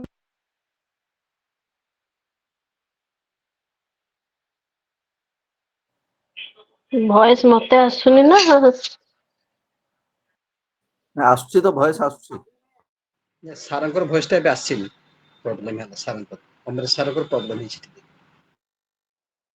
ବୋଧେ କଲ୍ ପଳେଇ ଆସିଥିଲା ବୋଧେ। ହଁ, କଲ୍ ଆସିଥିବ। ସାର୍ ଅଫିସରେ ଅଛନ୍ତି, ଅଫିସରେ ଥାଇକିରି କାଲି, ମାନେ ଆଜି ଅଛି ନା ମୋଦିଙ୍କର ମନ୍ତ୍ରିମଣ୍ଡଳ ଦୁଇ ଶପଥ, ଆମେ ବିଜି ଅଛନ୍ତି। ହଁ, ହେଲା। ଏବେ ଶୁଭୁଛି? ଆଜ୍ଞା ଆଜ୍ଞା ହଁ ସାର୍, ଏବେ ଶୁଭୁଛି। ହଁ, ସେ କହୁଥିଲି ଯେ ଆପଣ ମନେ ରଖନ୍ତୁ ଯେ ଏଇ ଯୋଉ ମ୍ୟାଣ୍ଡେଟ ଆସିଛି, ଏଇଟା ପ୍ରେମର ମ୍ୟାଣ୍ଡେଟ ନୁହଁ। କେହି ଭଲ ପାଇକି ଏମାନଙ୍କୁ ଜିତେଇ ନାହାନ୍ତି। ବିଜେପି କୁ ବହୁତ ଲୋକ ଭଲ ପାଇଛନ୍ତି, ଭୋଟ ଦେଇଛନ୍ତି ନୁହଁ। ସେମାନେ ଗୋଟେ ସତ୍ତାକୁ ଗୋଟେ ବ୍ୟବସ୍ଥାକୁ ଘୃଣା କରିକି ୟାଙ୍କୁ ଭୋଟ ଦେଇଛନ୍ତି ବିକଳ୍ପ ଭାବରେ। ଏଇଟା ହଉଛି ସବୁଠୁ ବଡ ଲାଇନ୍। ଆପଣ ତେଣୁ ଏମାନଙ୍କର ଏକ୍ସପେକ୍ଟେସନ ଯଦି ଫେଲ ହୁଏ ତାହେଲେ ମତେ ଲାଗୁଛି ଯେ କେହି ମନ ଦୁଃଖ କରିବେନି, କାହିଁକିନା ସେମାନେ ଚାହାନ୍ତି ଇଏ ହାଟନ୍ତୁ ତାପରେ ଦେଖିବା। ବର୍ତ୍ତମାନ ସ୍ଥିତିଟା ସେୟା ହେଇଛି। ଆପଣ ପୁରା, ମୁଁ ଓଡିଶା କଥା କହୁଛି, ବାହାରେ ମୁଁ ଜାଣିନି, କିନ୍ତୁ ଓଡିଶା କଥା କହୁଛି। ତେଣୁ ଇଏ ଗୋଟେ ସବୁଠୁ ବଡ ହଉଛି 25 ବର୍ଷର ଦୁର୍ଗକୁ କେମିତି ବର୍ତ୍ତମାନ ଏମାନେ 5 ବର୍ଷରେ ହ୍ୟାଣ୍ଡେଲ କରିବେ, ସବୁଠୁ ବଡ ଆହ୍ୱାନ। ଯେ ଏତେ ବର୍ଷର ଗୋଟେ ଇଏ ବ୍ୟବସ୍ଥା ଅଛି ତାକୁ ନେଇକି ସେମାନେ କରିବେ, ଜାଣିବେ କେମିତି ସରକାର କଲେ ଲୋକମାନଙ୍କ 25 ବର୍ଷ ଧରି ହେଇଥିବା ସରକାରକୁ ଚଲେଇ ପାରିବେ। ଆଉ ଗୁଡାଏ ପପୁଲିଷ୍ଟ ମେଜର ବି ଅଛି ଯୋଉଟା ହଠାତ୍ ବନ୍ଦ କଲେ ମାନେ ବଦନାମ ହେବେ, ବହୁତ ଜିନିଷ ଅଛି। ଏକ୍ଜାକ୍ଟଲି ବହୁତ ଆହ୍ୱାନ ଏମାନଙ୍କ ପାଇଁ ଆହ୍ୱାନ। ଆଉ ଏମାନେ ଯିଏ କରିବେ ସେମାନେ ଏମିତି ସେମିତି ନୁହଁ। ଆପଣ ଦେଖିଲେ ତ ଗୋଟିଏ ଜିନିଷରେ ହାତ ମାରିଦେବେ। ତେଣୁ ଏମାନଙ୍କ ଭାବେ ସବୁଠୁ ବର୍ତ୍ତମାନ ହଉଛି ସେ ଯୋଉ 25 ବର୍ଷ ଦୁର୍ଗକୁ ନ ଭାଙ୍ଗି ସେଇ ଘରେ ଚଳିବା ଉଚିତ, ତାପରେ ଧୀରେ ଧୀରେ ତାକୁ ମଡିଫିକେସନ କରିବେ। ନହେଲେ ଶ୍ରୀକାନ୍ତ ଭାଇ ଫସିଯିବେ। ଠିକ କହିଲେ, 5 ବର୍ଷ ପରେ ଜଣା ପଡିବ ସେ କଣ କଲେ ନ କଲେ, ସମୟ କହିବ ଆଉ। ହଁ ହଁ, ତେଣୁ ଆପଣ ଏତେ ବଡ ଫୋର୍ସ କୁ ହଠାତ୍ ଧୂଳିସାତ କରିକି ଆପଣ କଣ ଇଏ କରିପାରିବେ? ଅସୁବିଧା ହେଇଛି। ସାର୍ ମୁଁ ଏଇ ଅଭିପକ୍ଷରେ ଗୋଟେ ଖାଲି ଧାଡି କହିବି ଯେ 25 ବର୍ଷର ସତ୍ତାକୁ 5 ବର୍ଷ ଭିତରେ ସେମାନେ ଯଦି ଭଲ ବେଟର କରିପାରନ୍ତି ତ ସେମାନେ ଟେକିଯିବେ, ନହେଲେ ପୁଣି ସେ ବିଜେଡି ଆସିବ ସାର୍। ମୋ ହୃଦୟର ଆସିବ କଥା। ନିଶ୍ଚିତ ସାର୍। ଆସିବ, ବହୁତ ପରିବର୍ତ୍ତନ ହେଇଯିବ। ଶୁଣନ୍ତୁ, 2-3ଟି ଜିନିଷ ଆଶା ରଖନ୍ତୁ ସାର୍। ପ୍ରଥମ କଥା ହଉଛି ଆଶା କରନ୍ତୁ ଯେ ଏମାନେ ସଫଳ ହେବେ, ଯୋଉମାନେ ଆସିଛନ୍ତି ଶାସନକୁ। 1। ଦ୍ୱିତୀୟ କଥା ହଉଛି ତାପରେ ଯୋଉ ଘଟଣାକ୍ରମ ହବ ଇଏ ଆସିବନି କି ଆଶା କରନ୍ତୁ ଯେ ଏମାନେ ଯଦି ବିଫଳ ହେଲେ ତାହେଲେ ଇଏ ଆସିବେ ଯେ ସେମିତି ମାନେ ନାହିଁ। ହୁଏତ ପୁଣି ରିଭାଇଭ ହବ କଂଗ୍ରେସକୁ, କି ବହୁତ ଘଟଣା ହେଇପାରେ। ଆମେ ତ ଦେଖୁଛନ୍ତି କେମିତି ପରିବର୍ତ୍ତନ ହଉଛି। କିନ୍ତୁ ଗୋଟେ ଜିନିଷ ସବୁଠୁ ଭଲ ହଉଛି ଯେ ଲୋକ ଏଥିରୁ ଶିଖିବା ଦରକାର, ଭୋଟର ଲୋକମାନେ, ଯେ ଆମେ କାହାକୁ ସର୍ବଶକ୍ତିମାନ କରିବା ଉଚିତ ନୁହେଁ। ସର୍ବଶକ୍ତିମାନ ହଉଛି ଡେମୋକ୍ରାସିର ସବୁଠୁ ବଡ ଶକ୍ତି, ବଡ ଶତ୍ରୁ। ଆପଣ ଯଦି ତାକୁ ଶକ୍ତିଶାଳୀ ବହୁତ କରିଦେଲେ, ଆପଣ ସବୁଠୁ ଭଲ ଲୋକ ଟିକେ ବି ଯଦି ଶକ୍ତିଶାଳୀ କରିଦେଲେ, ସିଏ ନ ଚାହିଁକି ବି ଦୁର୍ନୀତି କେତେବେଳେ ହେଇଯାଉଥିବ ସେ ଜାଣିପାରିବ, ବ୍ୟବସ୍ଥା ପୁରୁଣା ହେଇଯିବ। ସେଇଟା ଗୋଟେ ବଡ ଇଏ ଯେ ବର୍ତ୍ତମାନ ଆମେ ସାହିତ୍ୟିକ ମାନେ ବର୍ତ୍ତମାନ ୟା ଭିତରୁ ଅନଲାଇନର ଖୋଜିକି ଯେ କଣ କରାଯାଇ ପାରିବ, ବହୁତ ଘଟଣାକ୍ରମ ଅଛି। ଆପଣ ମୁଁ ଏଥିରେ ଲିଟରେଚରକୁ ଆସୁଛି, ଆମ ସାହିତ୍ୟକୁ କଣ କଣ ଏଲିମେଣ୍ଟ ଅଛି ଆମେ ଲେଖିପାରିବା। ଗୋଟିଏ ଗୋଟିଏ ମାନେ ଚରିତ୍ର, ଗୋଟେ ମହିଳା ଏଥର ଲଢିଛି, ମହିଳା କ୍ୟାଣ୍ଡିଡେଟ, ସିଏ ହଉଛି ପ୍ରୋଟାଗନିଷ୍ଟ। ବହୁ କଷ୍ଟରେ ସେ ପାଇଛି, ହଠାତ୍ ତାକୁ ବିଚାର କରାଯାଇଛି ସିଏ ହଉଛି କ୍ୟାଣ୍ଡିଡେଟ, କାରଣ ତା ସ୍ୱାମୀ ନା ସେ ସିଟ୍ ଟା ବଦଳି ଯାଇଛି। ତେଣୁ ସିଏ ଆସୁଛି ପାୱାରକୁ, ମାନେ ଆସିବ କେମିତି ଲଢିବ, କେମିତି ଘଟଣା କରିବ, କିଏ ଗୋଟେ ହେଇପାରିବ। ଆପଣ ସାରା ଓଡିଶାରେ ଏକମାତ୍ର କମ୍ୟୁନିଷ୍ଟ ଜିତିଛି ଗୋଟିଏ ସିଟ୍, ବଣେଇ। ପୁରା ଦେଖିବ ମ୍ୟାପରେ ଗୋଟିଏ ରେଡ୍, ଆଉ କେହି ଜିତି ନାହାନ୍ତି। ତେଣୁ ସେ ଲୋକର ଚରିତ୍ରକୁ ନେଇକି ଲେଖା ଯାଇପାରିବ। ଆମର ଯୋଉ ଏବେ ଦେଖିବେ ଆପଣ ଗୋଟେ ଚରିତ୍ର ନିଅନ୍ତୁ ଯେ 37ଟା ଭୋଟରେ ହାରିଗଲା, ସେ ଯୋଉ ବହୁତ ଅଛି, ମାନେ ବଢିଆ ବଢିଆ ଅଛି। ସେ ଭିତରୁ ଯଦି ଚାହିଁବେ ଲେଖିପାରିବେ, ଏତେ କଥା ଅଜୟ ନା। ସ୍ୱାଇଁ ଗୋଟେ ଉପନ୍ୟାସ ଲେଖିଥିଲେ, ଉପନ୍ୟାସିକା କଲମ୍ବସର କାଗଜ ଡଙ୍ଗା। ଯୋଉ ହଁ ହଁ ଅଧ୍ୟାପକଟେ MLA ହେଇଯାଉଛି, ତାପରେ ସେ ଯୋଉ ପେଶୀ ହଉଛି ଇଏକୁ ନେଇକି। ବଢିଆ ବଢିଆ ହବ ଆପଣ। ଆଉ ସବୁଠୁ ବଢିଆ ଜିନିଷ ହଉଛି ପଲିଟିକାଲ ଜିନିଷ, ଆପଣ ଯେମିତି କରିବେ ସେମିତି ମ୍ୟାଜିକ ଭଳି ଚେଞ୍ଜ ହେଇଯାଏ। ଆପଣ ଅଂଶୁମାନ କଲେ କିଛି ପଚାରୁଥିଲେ ବୋଧେ? ଅଂଶୁମାନଙ୍କୁ ପଚାରନ୍ତୁ। ଆଜ୍ଞା ଆଜ୍ଞା ଆମେ ଆଉ 2 ଭାଇ ମିନିଟ ଏଇଟା ପ୍ରଣାମ। ଆଲୋଚନା ଆଜ୍ଞା କରିବା, ତାପରେ ଗପ ଆଡକୁ ଯିବା। କୁହ ନାଇଁ ଅଂଶୁମାନ। ଭାଇ ମୋର ପ୍ରଶ୍ନ। ଆଜ୍ଞା ଆଜ୍ଞା ଭାଇ ନମସ୍କାର, ଶୁଣା ଯାଉଛି ମୋ କଥା? ହଁ ଆଜ୍ଞା ହଁ ଶୁଭୁଛି। ନମସ୍କାର। ସବୁଠୁ ଉଚ୍ଚ ସ୍ୱର ଆଜ୍ଞା। ତମର, ଶୁଣା ଯିବନି କେମିତି, କୁହ।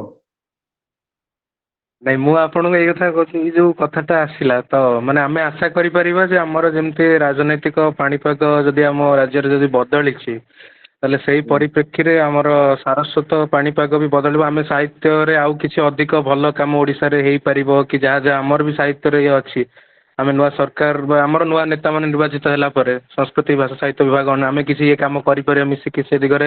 ଏବେ ଆମର ମାନେ ସାହିତ୍ୟରେ ଥିବା ଲୋକମାନଙ୍କର ବି କିଛି ଗୋଟେ ଇଏ ହବା ଉଚିତ ଯେ ଆମେ କିଛି ନୂଆ ଭଲ ଜିନିଷ ନିଶ୍ଚୟ ଆଶା ମୁଁ କରିବା ବା ଆମେ ମୁଁ ତାଙ୍କୁ ପ୍ରସ୍ତାବ ଦବା। ମୁଁ ମୋର ଭାବନାଟି କହିଦିଏ। ବାସ୍ତବରେ ଯଦି ସୁଯୋଗ ମିଳେ, ପ୍ରଥମତଃ ଏ ଘଟଣାକ୍ରମରୁ ଆମେ ସମସ୍ତେ କିଛି କିଛି ଲେଖା ଖୋଜିବା, ଲେଖିବା ଏକ। ଦ୍ୱିତୀୟ କଥା ହଉଛି ସରକାରୀ ସ୍ତରରେ 2-3ଟି ଜିନିଷ ସୁଯୋଗ ମିଳିଲେ ନିଶ୍ଚୟ କହିବା। ମୋ ମନରେ ବି ଗୁଡାଏ ଅଛି କରିହବ।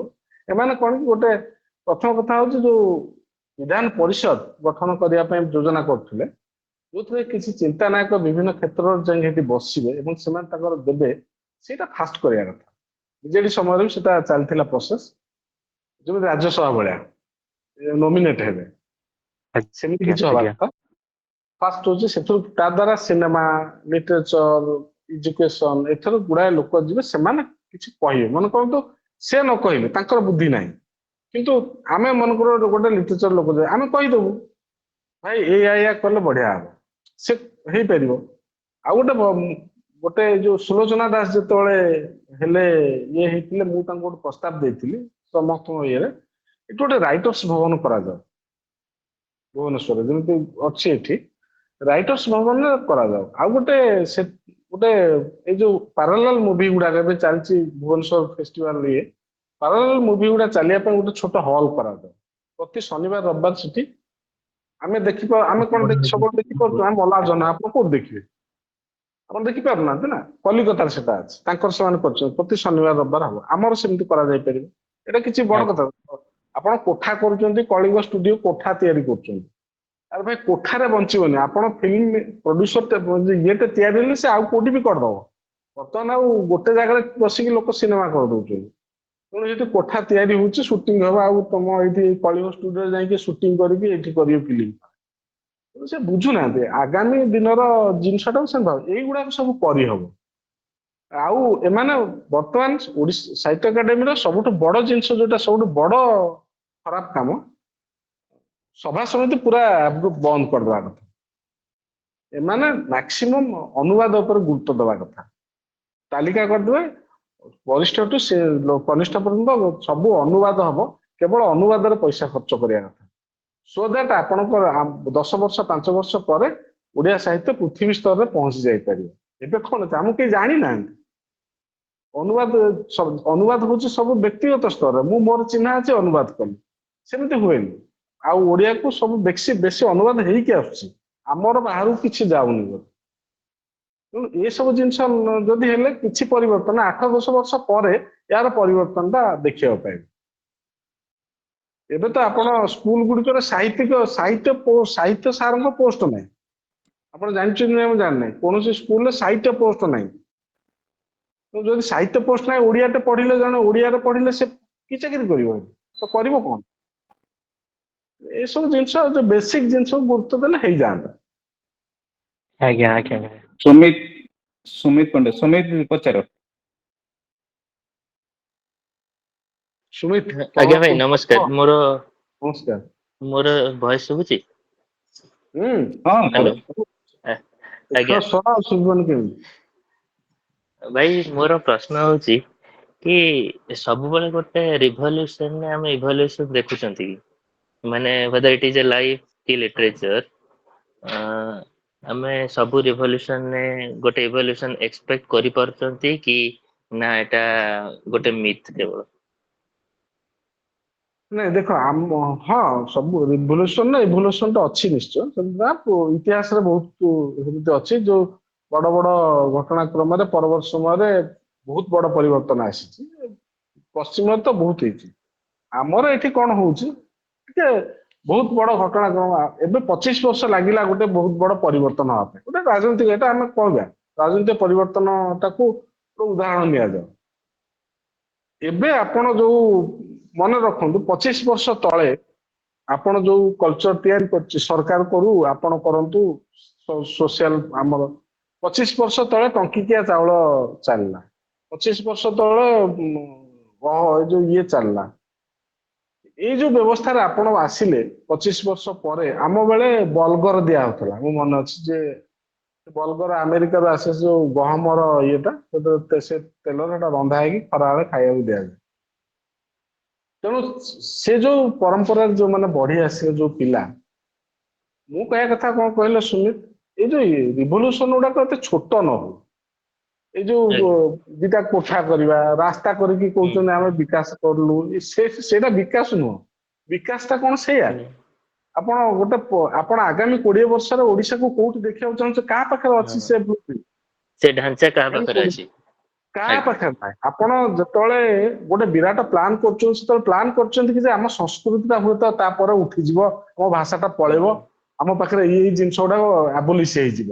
ସେଟାକୁ କେହି ଆଜ୍ଞା ଦେଖୁନାହାନ୍ତି। ତମ ଘରେ ତମ ପାଖରେ ଯଦି ଓଡିଆରେ ଆଉ କେହି କହୁନାହାନ୍ତି, ସେଥିପାଇଁ କେହି ବ୍ୟସ୍ତ ହଉନାହାନ୍ତି। ତମର ଯଦି ଆଜ୍ଞା ତମ ରଜଟା ତମ ଝିଅ ମାନେ ପାଳୁନାହାନ୍ତି, ସେଥିପାଇଁ କେହି ବ୍ୟସ୍ତ ହଉନାହାନ୍ତି। କିନ୍ତୁ ବ୍ୟସ୍ତ ହଉଛନ୍ତି ହୁଁ କୋଉଥିପାଇଁ? ନା ଗୋଟେ ଗାଁରେ ଗୋଟେ କ୍ଲବ କରିବା ପାଇଁ, ଗୋଟେ ପଞ୍ଚାୟତ ହୁଁ ଅଫିସର କୋଠାଟେ କରିବା ପାଇଁ, ଏଥିପାଇଁ ସମସ୍ତେ ବ୍ୟସ୍ତ ହଉଛନ୍ତି। ଏଗୁଡା କେହି ଦେଖୁନାହାନ୍ତି। ଆପଣ ଗାଁରେ ଗଲେ ତ, ଏବେ ତ ମୁଁ ଯାଇଥିଲି, ଜାଣିକି ଯାଇଥିଲି କିଛି ଗାଁର ଦେଖିବି ବୋଲି, ଆମର ଭାରି ଦୁଃଖ ହୁଁ ଲାଗିବ। ଗାଁର ସ୍ଥିତି ଆଉ ସେମିତି ନାହିଁ, ପ୍ରତି ଗାଁରେ ଏଇ ଅବସ୍ଥା। ତେଣୁ ତ ଏଇଟା ଏଇ ହଉଛି ଏଇ ଏଇ ରିଭଲ୍ୟୁସନ ପାଇଁ ହିଁ ମାନେ ଜଣଙ୍କର ମାନେ ଲାଇଫ ହଉ କି ଲିଟରେଚର ହଉ, ଏଇଟା ସବୁ ଫିଲ୍ଡରେ ହିଁ ଆଫେକ୍ଟ କରୁଛି ନା ଏଇ ଜିନିଷଟା। କରୁଛି। ଦେଖ ଦେଖ ସୁମିତ, ତମେ ଏଇଟା ବୁଝିଲ, ଆଜ୍ଞା ତମ ସମସାମୟିକ ୟଙ୍ଗ ମାନେ ବୁଝିଲେ, ଆଜ୍ଞା ଏବଂ ସେମାନେ କଣ କରିବେ ନା ସେମାନେ ମଧ୍ୟ ଚେଷ୍ଟା କରିବେ ଯେ ଯଦି ଏଇଆ ହଉଛି ତାହେଲେ ମୁଁ ଏମିତି କାହିଁ କରିବିନି। ଯେ ଯୋଉଟା ଏବେ ସିନେମାରେ ହଉଛି, ଆଜ୍ଞା ଯୋଉଟା ଆରମ୍ଭ ହେଇଛି, ସିନେମାରେ ଗୋଟେ ହୁଁ ଆରମ୍ଭ ହେଇଛି, ପରବର୍ତ୍ତୀ ସମୟରେ ବହୁତ ଫିଲ୍ମ ମେକର ବଢିବେ ଏବଂ ଇଏ ମାନେ ସେଟାକୁ ପ୍ରଚୁର ଆକାରରେ ବଢିଯିବ। କିନ୍ତୁ ସେଟା ଆରମ୍ଭ ହେଲେ ତ ମନେ କରନ୍ତୁ କିଏ 5 ଜଣ 10 ଜଣ ଲୋକ ତ ଆରମ୍ଭ କଲେ।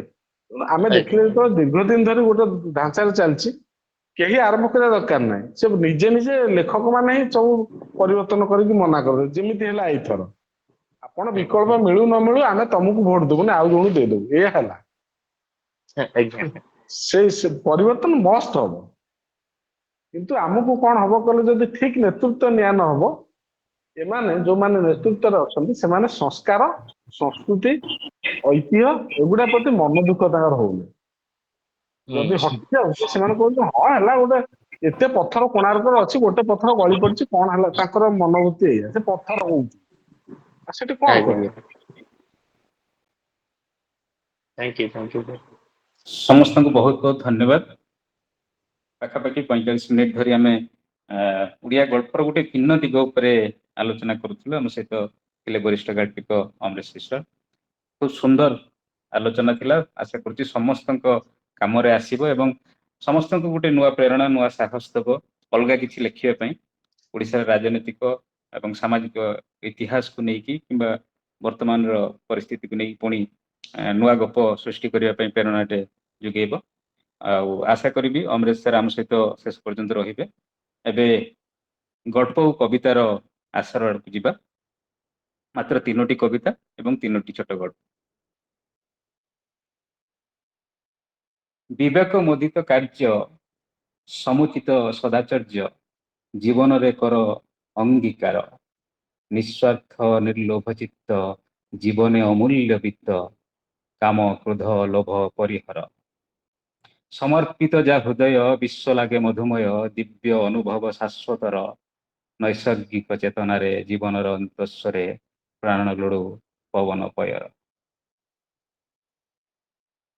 ଏପରି ଚମତ୍କାର କବିତା ସବୁ ଆମ ଓଡ଼ିଆ ସାହିତ୍ୟରେ ଅଛି। ଯଦିଓ ମୁଁ କବିତା ଲେଖେ ନାହିଁ କିମ୍ବା ଲେଖିପାରେ ନାହିଁ, କିନ୍ତୁ କବିତାକୁ ଭାରି ଭଲ ପାଏ। ଯୋଉମାନଙ୍କୁ ପଢ଼େ ସେଇଭଳି କବିମାନଙ୍କ ମଧ୍ୟରୁ ଯୁବ ଗାଳ୍ପିକା ଏବଂ କବି ଶ୍ରୀସିକ୍ତା ଶୁଭଦର୍ଶିନୀ ନାୟକ।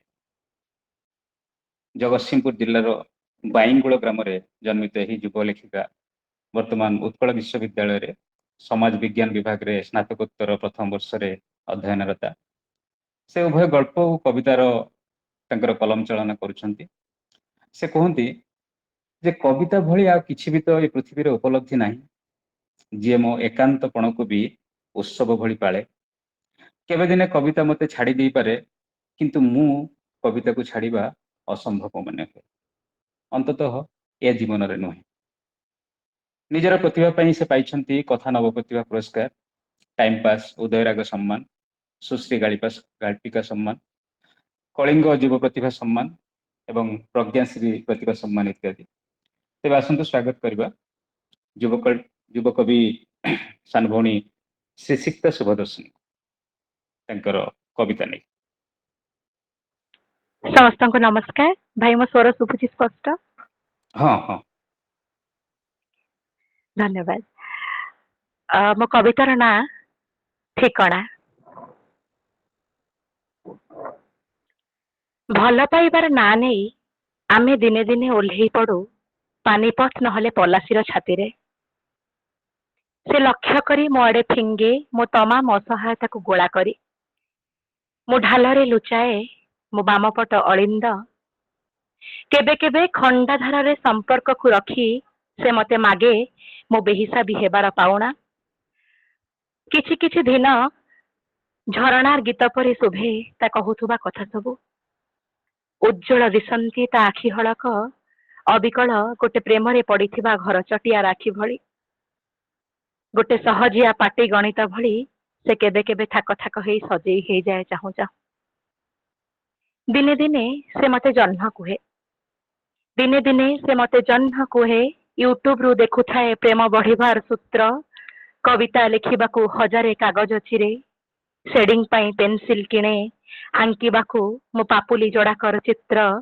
ଯେଉଁ ଦୁହେଁ ମିଶନ୍ତିନି ପୃଥିବୀର ଆଉ କେଉଁ ଝିଅ ସହ। ସେ ମତେ ହଜାର ଥର ବୁଲେଇ ନିଏ ମହଙ୍ଗା ସ୍ୱପ୍ନର ବଜାର। ସେ ମତେ ହଜାର ଥର ବୁଲେଇ ନିଏ ମହଙ୍ଗା ସ୍ୱପ୍ନର ବଜାର। ପ୍ରେମର ଷ୍ଟେସନାରୀ ଦୋକାନ। ଫିକା ପଡି ଆସିଲେ ଆକାଶର ରଙ୍ଗ। ସେ ମତେ ଡାକି ନିଏ ନଈକୂଳ। ପଚାରେ ଶେଷ ଥର କହିଦେ ତତେ ଜିତିବାର କୌଶଳ। ଶେଷ ଥର କହିଦେ ତତେ ଜିତିବାର କୌଶଳ। ହେଲେ ମୁଁ ଆଜି ଯାଏ କହିପାରିନି ପଦେ ବି କଥା ନ କହି ତୁ କଣ ମତେ ବୁଲେଇ ନେଇ ପାରିବୁ ସମୁଦ୍ର ଖାଲି ଢେଉ ଦେଖିବାକୁ। ମୋ ଆଖିରେ ଟାଣି ପାରିବୁ କଜଳ ତୋ ଆଖି ବନ୍ଦ କରି। ମୋ ଲୁହକୁ ବିଞ୍ଚି ଦେଇ ସେଠି ଫୁଟେଇ ପାରିବୁ ରକ୍ତ ଜବା। ମତେ ଆପଣେଇବୁ ଖୋକା ଭାଇ ଜାବୁଡି ଧରିଲା ଭଳି କଟକକୁ। ହଜାର ଠିକଣା ଥାଉ ଥାଉ ତୁ କଣ ଦିନେ ଫେରିବୁ ମୋ ପାଖକୁ। ଦେବଦାସ ଛୋଟରାୟ ଫେରିଲା ଭଳି ଆଲାମ ଚାନ୍ଦ ବଜାର। ଦେବଦାସ ଛୋଟରାୟ ଫେରିଲା ଭଳି ଆଲାମ ଚାନ୍ଦ ବଜାର। ସମସ୍ତଙ୍କୁ ନମସ୍କାର, ଧନ୍ୟବାଦ। ଧନ୍ୟବାଦ ଶ୍ରୀସିକ୍ତା। ଠିକଣା ବଦଳିଲେ ମଣିଷ କଣ ବଦଳିଯାଏ, କେବଳ ସ୍ମୃତି ସବୁ ଆକ୍ତା ମାକ୍ତା କରେ। ଖୁବ ସୁନ୍ଦର କବିତା। ଏବେ ନିମନ୍ତ୍ରଣ କରିବି, ମତେ ଅନେକ ଜଣ କହନ୍ତି ଯେ ସେ କଣ ଫକୀରମୋହନ ସେନାପତିଙ୍କର ନାତି ନା ଅଣନାତି, ଏତେ ସୁନ୍ଦର ଗପ ଲେଖୁଛି। ବାଲେଶ୍ୱର ଜିଲ୍ଲାର ହଇରାଠାରେ ତାଙ୍କର ଜନ୍ମ। ପୈତୃକ ଗାଁ କିନ୍ତୁ ବାଲେଶ୍ୱର ରେମୁଣା। ପିଲାଟି ଦିନରୁ ମେଧାବୀ ଛାତ୍ର ଥିବା ସୁବ୍ରତ କୃଷି ମହାବିଦ୍ୟାଳୟ ଓୟୁଇଟିରେ ଭୁବନେଶ୍ୱରଠାରେ ପୁଷ୍ପ ଓ ଭୂପୃଷ୍ଠ ଦୃଶ୍ୟ ଉଦ୍ୟାନ ବିଭାଗରେ ପିଏଚ୍ଡି କରୁଛନ୍ତି ଏବଂ ସେ ବର୍ତ୍ତମାନ ସୁଆ କୃଷି ମହାବିଦ୍ୟାଳୟ ଭୁବନେଶ୍ୱରଠାରେ ସହକାରୀ ଅଧ୍ୟାପକ ଭାବରେ କାର୍ଯ୍ୟରତ। ପିଲାଦିନେ ସେ ସାହିତ୍ୟ ମନସ୍କ। ଏଯାବତ୍ ତାଙ୍କର ନିଷିଦ୍ଧ ବନ ଓ କଦମ୍ବ ବନ ନାମରେ ଦୁଇଟି ଗଳ୍ପ ସଂକଳନ ପ୍ରକାଶିତ ହୋଇଥିଲା ବେଳେ ଓଡ଼ିଶାର ପ୍ରାୟ ସମସ୍ତ ପତ୍ର ପତ୍ରିକାରେ ତାଙ୍କର ଗଳ୍ପ ପ୍ରକାଶିତ ହୋଇଛି। ଗଳ୍ପ ସହିତ ସେ ଖୁବ ସୁନ୍ଦର କବିତା ମଧ୍ୟ ଲେଖନ୍ତି ଏବଂ ଖୁବ ସୁନ୍ଦର ଆବୃତ୍ତି ମଧ୍ୟ କରନ୍ତି। ନିଜର ସାହିତ୍ୟ କୃତି ପାଇଁ ସେ ପାଇଛନ୍ତି କଥା ନବପ୍ରତିଭା ସମ୍ମାନ, ଟାଇମ୍ ପାସ୍ ଉଦୟରାଗ ସମ୍ମାନ, ଗଦ୍ୟାଂଶ ଯୁବ ପ୍ରତିଭା ସମ୍ମାନ ଏବଂ ବ୍ରହ୍ମପୁର ସାହିତ୍ୟ ପରିଷଦ ତରଫରୁ ଯୁବ ପ୍ରତିଭା ସମ୍ମାନ, ସୃଜନ ଝର ଗଳ୍ପ ସମ୍ମାନ, ଏମିତି ଅନେକ ପୁରସ୍କାର ଓ ସମ୍ମାନ। ତେବେ ଆସନ୍ତୁ ଶୁଣିବା ସୁବ୍ରତ କୁମାର ସେନାପତିଙ୍କ ମୁହଁରୁ ତାଙ୍କର ନିଜ ଲିଖିତ ଗୋଟେ ସୁନ୍ଦର ଗଳ୍ପ। ସୁବ୍ରତ ସେନାପତି।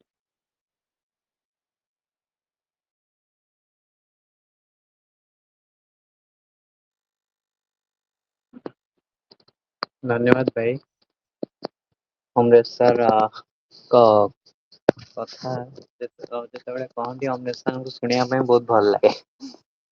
ଆଉ କାହିଁକି ନା ସେ ଖଟିରେ ଯାହା କୌଣସି ସାହିତ୍ୟ ସଭାରେ ଯଦି ତାଙ୍କୁ ଚୌକି ଦେଇ ଦିଆଯାଏ ତାହେଲେ ସେଠି ବି ସେଇ ଅମାୟିକ ଭାବେ ସେ ଗପି ଚାଲିଥାନ୍ତି ଆଉ ଭଲ ଲାଗେ ତାଙ୍କର ସେଥିପାଇଁ ଗପ ଶୁଣିବା ପାଇଁ। ମୋର ଗପର ଶୀର୍ଷକ ହେଉଛି ଇନ୍ଧନ। ସୁବ୍ରତ ଫୁଲ ଧରିକି ଆସିଛ ତ ଗପ ପଢିବା ପାଇଁ? ଫୁଲ ଗପର ଶୀର୍ଷକ ହେଉଛି ଇନ୍ଧନ। ମୁଁ ଅନୁଭବ କରିପାରୁଥିଲି ସେ ଆସୁଛି ମୋ ପଛେ ପଛେ, ଅଥଚ ଦେଖିପାରୁନଥିଲି ତାକୁ। ଖାସ୍ ତାକୁ ଦେଖିବା ପାଇଁ ଦର୍ପଣ ସାମ୍ନାରେ ଛିଡା ହେଉଛି ଅଧିକ ସମୟ ଧରି ଏ କିଛି ଦିନ ହେବ, ଅଥଚ ଦେଖିପାରୁନି ମୁଁ ତାକୁ। ତାକୁ ସିନା ମୁଁ ଦେଖିପାରୁନି, କିନ୍ତୁ ସେ ମତେ ଦେଖାଉଥିବା ଦୃଶ୍ୟ ସବୁ ତ ନାଚି ଯାଉଛି ମୋ ଆଖି ସାମ୍ନାରେ। ଏଇ ଯେମିତି ରୁଦ୍ରାଂଶୀକୁ ଏତେ ରାତିରେ ଘରକୁ ନ ଫେରିବାର ଦେଖି ମୋ ଆଖି ସାମ୍ନାରେ ହଠାତ୍ ଉଦ୍ଭାସିତ ହୋଇ ଉଠୁଛି ଏ ଦୃଶ୍ୟ ସବୁ। ନାରୀଟିଏ ଓ ପୁରୁଷଟିଏ ବିଚରଣ କରୁଛନ୍ତି ଗୋଟେ କଣ୍ଟକିତ ଅରଣ୍ୟ ପଥରେ। ନାରୀର କୋମଳ ପାଦରେ ଫୁଟି ଯାଉଛି କଣ୍ଟା, ଝରି ପଡୁଛି ଥୋପା ଥୋପା ରକ୍ତ। ପୁରୁଷଟିର ଆଖି ଛଳଛଳ ହୋଇ ଉଠୁଛି। ଏ କଣ୍ଟା ସବୁକୁ ଫୁଲରେ ପରିଣତ କରିଦେବାର ପ୍ରତିଶ୍ରୁତି ରଖି ପୁରୁଷଟି ଲାଗି ପଡୁଛି ଏ କଣ୍ଟା ଫପଡା ଓ ଫୁଲ ସାଉଁଟା ଅଭିଯାନରେ। ଆଉ ଠିକ୍ ସେତିକି ବେଳେ ନାରୀଟିର ଦୃଷ୍ଟି ଆକର୍ଷଣ କରିଛି ଏକ ନିଷିଦ୍ଧ ଫଳ। କେଉଁ ଏକ ପର ପୁରୁଷ ସେଇ ମୁହୂର୍ତ୍ତରେ ହିଁ ତା ପାଖକୁ ଆସି ତୋଳି ଆଣି ଧରାଇ ଦେଉଛି ହାତରେ ସେ ନିଷିଦ୍ଧ ଫଳକୁ। ଏବେ ସେ ଫଳକୁ ଦୁହେଁ କାଟି ଭାଗ ଭାଗ କରି ପରସ୍ପର ଭିତରେ ବାଣ୍ଟି ଖାଇବାରେ ବ୍ୟସ୍ତ। ଫଳ ଖାଇବାର ତୃପ୍ତିରେ ବିଭୋର ସେମାନେ। ସେ ଫଳ ଖାଇବା ପରର ପ୍ରତିକ୍ରିୟାକୁ ଆଉ ସମ୍ଭବ ନୁହଁ ମୋ ପାଇଁ ଦେଖିବା। ହଠାତ୍ ରୋଷେଇ ଘରୁ କଣ ଗୋଟେ ଖସି ପଡିବାର ଶବ୍ଦ ହେଲା। ନିଶ୍ଚୟ ସେ ବଦମାସ କାଳି ବିଲେଇଟା ହୋଇଥିବ। ଏ ବିଲେଇଟାକୁ ଆଉ ପାରି ହବନି। ତାକୁ ଯେତେ ଥର ଗୋଡାଇ ଦିଅ, ମାର ପିଟ ଯାହା କର, ସେ କିନ୍ତୁ ନଛୋଡ ବନ୍ଧା। ବାରମ୍ବାର ଏ ରୋଷେଇ ଘର ଭିତରକୁ ପଶିବ ହିଁ ପଶିବ। କ୍ଷୀର ଗରମ କରି ରଖିଥିଲି, ଝରକା ଦେବାକୁ ଭୁଲି ଯାଇଥିଲି। ଆଉ କଣ ସେ କିଛି ରଖିଥିବ? ସବୁ ଚାଟି ସଫା କରିଦେଇ ସାରିବଣି।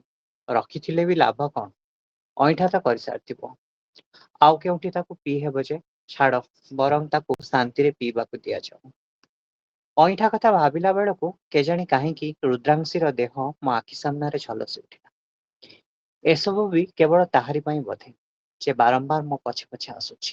ହଁ, ସେ ହିଁ ମତେ ଟାଣି ନେଇଗଲା ରୁଦ୍ରାଂଶୀର ଦେହ ଦେହଳି ପାଖକୁ। ଓଃ, ପୁଣି କିଛି ଦୃଶ୍ୟ ଏବେ ମୋ ଆଖି ସାମ୍ନାରେ। ଗୋଟେ ନିଭୃତ କକ୍ଷରେ ନାରୀଟିଏ ଓ ପୁରୁଷଟିଏ ସଂକ୍ଷିପ୍ତ ବସ୍ତ୍ର ପରିପାଟିରେ। ହଠାତ୍ ପୁରୁଷଟି ନାରୀର ରକ୍ତିମ ଅଧରରେ ଆଙ୍କି ଦେଉଛି ଚୁମ୍ବନ। ନାରୀର ସାରା ଦେହରେ ବହୁଛି ଏବେ କାମନାର ଉତ୍ତପ୍ତ ବୈଶାଖୀ।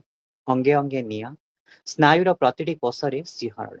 କାମନାର ଏ ଲେଲିହାନ ଶିଖାରେ ଜଳି ଜଳି ଯାଉଥିବା ନାରୀଟି ଏବେ ଖୋଲି ଦେଇଛି ତା ବ୍ରେସିୟାରର ହୁକ୍। ନାରୀଟିର ଏ ମୋହିନୀ ମାୟାରେ ମହାଚ୍ଛନ୍ନ ହୋଇ ପୁରୁଷଟି ଏବେ ପହଞ୍ଚି ଯିବା କଥା କାମନାର ଉତ୍ତୁଙ୍ଗ ଶିଖରରେ। ଅଥଚ ଏ କଣ? ପୁରୁଷଟି ଏବେ ବୁଝି ଦେଉଛି ଆଖି, ସମ୍ମୋହନରେ ନୁହଁ, ବରଂ ଘୃଣାରେ। ଏଇ କିଛି ମୁହୂର୍ତ୍ତ ଆଗରୁ ନିଜ ବଳିଷ୍ଠ ବାହୁବେଷ୍ଟନୀ ଭିତରେ ନାରୀଟିକୁ ଆବଦ୍ଧ କରି ରଖିବାର ଇଚ୍ଛାଟିକୁ ପରିପୂର୍ଣ୍ଣ କରିବାର ସ୍ୱପ୍ନ ସେ ଯେଉଁ ଦେଖିଥିଲା, ସେ ସ୍ୱପ୍ନକୁ ଏବେ ବିସର୍ଜି ଦେଇ ଦୂରେଇ ଯାଉଛି ନାରୀଟି ଏବେ ତା ପାଖରୁ। ପ୍ରଳାପ କରୁଛି ସେ ଏବେ। ତୁମ ସାରା ଦେହରେ ମଧୁର କ୍ଷତ, ପ୍ରଣୟର ସଂକେତ। ତୁମର ଏ ଛଦ୍ମବେଶୀ ଥପାବାଜ ଅନୁରାଗିଣୀ ବେଶ ମୋ ପାଇଁ ଅସହ୍ୟ। ଦୂରେଇ ଯାଅ, ଦୂରେଇ ନିଅ ତୁମର ଏ ଉଚ୍ଛିଷ୍ଟ ଦେହ ମୋ ଠାରୁ।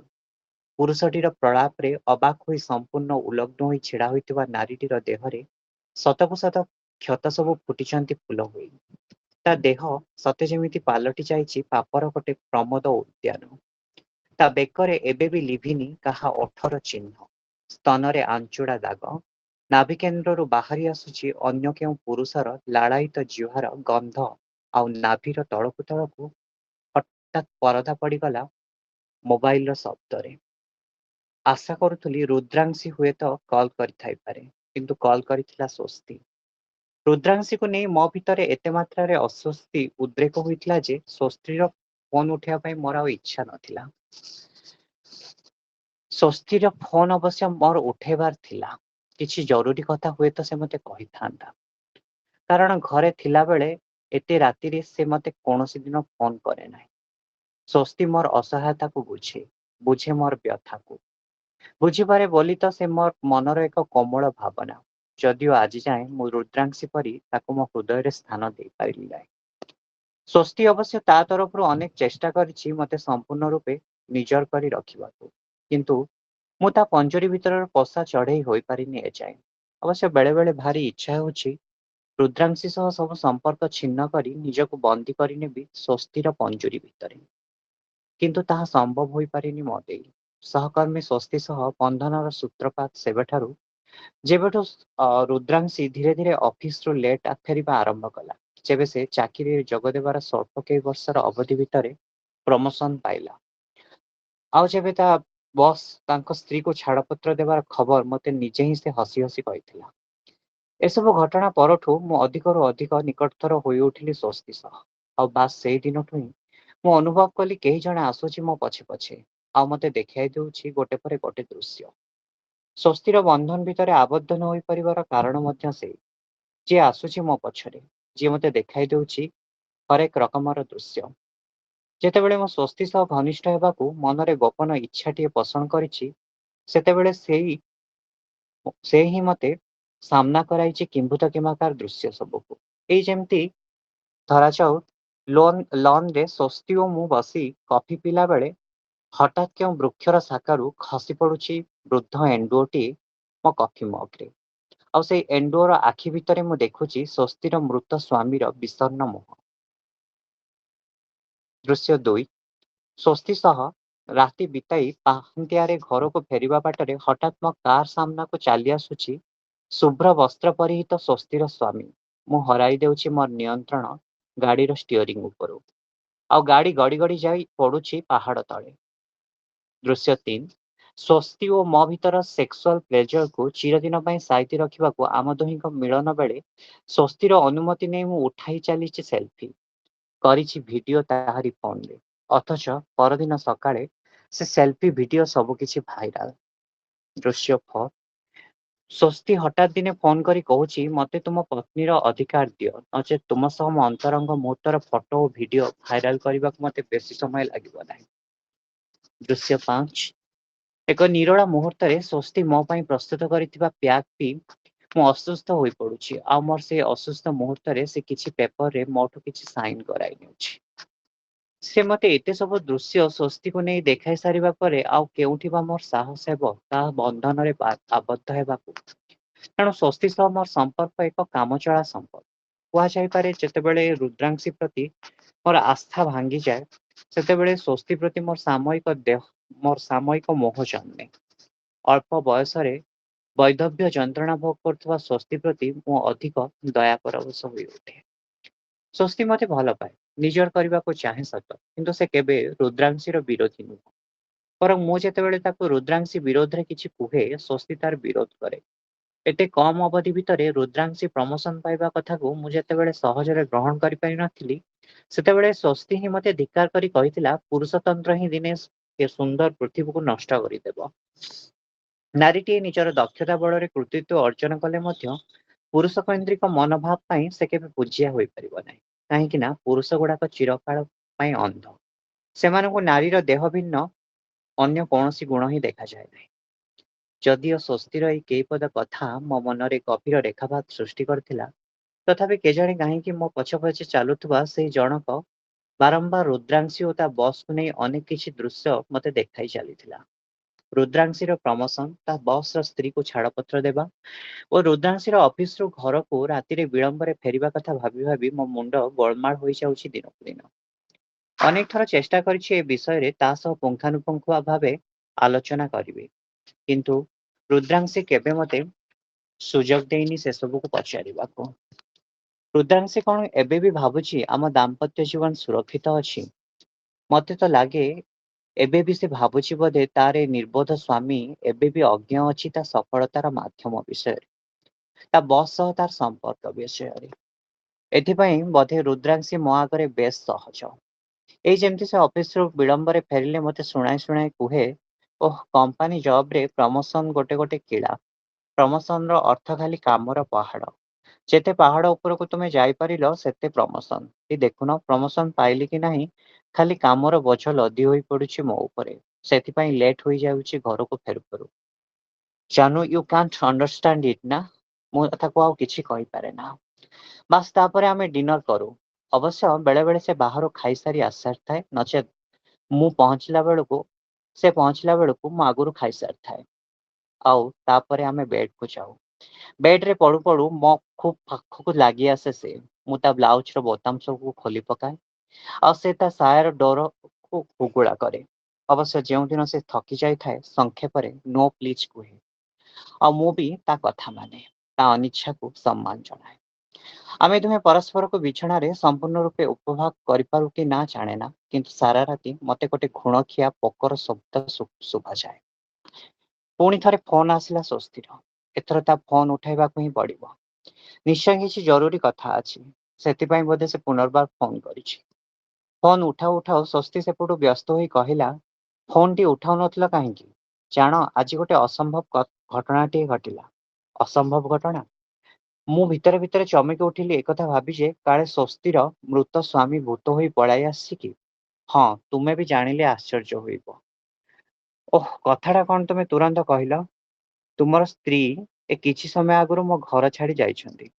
ସ୍ୱସ୍ତିର ଏ କଥା ପଦକରେ ଅନୁଭବ କଲି ହଠାତ୍ ମୋ ଭିତରେ ଯେମିତି ଏକ ବିସ୍ଫୋରଣ ଘଟି ଯାଉଛି। ସ୍ୱସ୍ତିକୁ କିଛି ପଚାରିବା ପୂର୍ବରୁ ସେ ମୋ ସ୍ଥିତାବସ୍ଥାକୁ ଆକଳନ କରିନେଲା କି କଣ ତା ଆଡୁ କହିଲା, ହଁ, ରୁଦ୍ରାଂଶୀ ଆସିଥିଲେ। ତୁମର ଓ ମୋ ସମ୍ପର୍କ ବିଷୟରେ ପଚାରୁଥିଲେ। ମୋତେ ଏବେ ଲାଗୁଥିଲା ଏ କୋଠରୀ ଭିତରେ ସୃଷ୍ଟି ହେଉଛି ଗୋଟେ ବିରାଟ ଭୂକମ୍ପ। ମୁଁ ବସିଥିବା ଏ ପଲଙ୍କ ଯେମିତି ଦୋହଲି ଯାଉଛି। ଥରିଲା ଥରିଲା କଣ୍ଠରେ ମୁଁ ତାକୁ ପଚାରିଲି, ଆଉ ତୁମେ ତାକୁ କଣ କହିଲ? କଣ ଆଉ କହିଥାନ୍ତି? ତୁମ ଓ ମୋ ଭିତରେ ଯେଉଁ ଦୋଦୁଲ୍ୟମାନ ସମ୍ପର୍କଟି ଗଢି ଉଠିଛି, ସେ ସମ୍ପର୍କକୁ ବା କି ସଂଜ୍ଞା ଦେଇହେବ? ନା ସେ ସମ୍ପର୍କକୁ ତୁମ ସ୍ତ୍ରୀ ରୁଦ୍ରାଂଶୀ ଅବା ବୁଝିପାରିବ? ତୁମର ଭୟ କରିବାର କିଛି କାରଣ ନାହିଁ। ବରଂ ନିଶ୍ଚିନ୍ତରେ ରୁହ, ମୁଁ ତାକୁ ବୁଝାଇ ସୁଝାଇ ପଠାଇ ଦେଇଛି। କିନ୍ତୁ ଏଥିରୁ ଗୋଟିଏ କଥା ସ୍ପଷ୍ଟ। କେଉଁ କଥା? ତୁମେ ଯେଉଁ ଥରେ ମତେ କହୁନଥିଲ ତୁମକୁ ଲାଗୁଛି ଯେ ତୁମ ପଛରେ କେହି ଜଣେ ସବୁବେଳେ ଆସୁଛି ଆଉ ତମକୁ ନାନା ଦୃଶ୍ୟ ଦେଖାଉଛି, ଠିକ୍ ସେମିତି କେହି ଜଣେ ବି ତୁମ ସ୍ତ୍ରୀ ପଛରେ ମଧ୍ୟ ଅଛି। ତାକୁ ଦେଖାଉଛି ତୁମକୁ ଓ ମତେ ନେଇ ଯେତେ ସବୁ ଆଜେ ବାଜେ ଦୃଶ୍ୟ। ଆଉ ସେ ବଦମାସି ହିଁ ଏତେ ରାତିରେ ତାକୁ ଟାଣି ନେଇ ଆସିଛି ମୋ ପାଖକୁ। ଭଲ ହେବ ତୁମେ ଏ ପ୍ରତି ଟିକେ ଦୃଷ୍ଟି ରଖ। ଆହୁରି ଭଲ ହୁଅନ୍ତା ଯଦି ତୁମେ ଦୁହେଁ ତୁମ ପଛରେ ପଡିଥିବା ସେ ଜଣକ ପାଖରୁ ମୁକ୍ତ ହୋଇ ନୂଆ ଜୀବନଟେ ଆରମ୍ଭ କରନ୍ତ। ସ୍ୱସ୍ତି ତା କଥା କହି ଫୋନ ରଖିଦେଇଥିଲା। ମୋ ଆଖି ସାମ୍ନାରେ ଏବେ ଆଉ ଏକ ଭୟଙ୍କର ଦୃଶ୍ୟ ନାଚି ଯାଉଥିଲା। ମୁଁ ଦେଖୁଥିଲି ଆମ ଘରେ ନିଆଁ ଲାଗିଯାଇଛି। ଆଉ ସେ ନିଆଁରେ ମୁଁ ଓ ରୁଦ୍ରାଂଶୀ ଦୁହେଁ ଜଳି ଜଳି ଯାଉଛୁ। ଆଉ ସେତିକି ବେଳେ କେହି ଆସି ଜଣେ ନିଆଁରେ ଢାଳୁଛି ଘିଅ ପରେ ଘିଅ। ଧନ୍ୟବାଦ।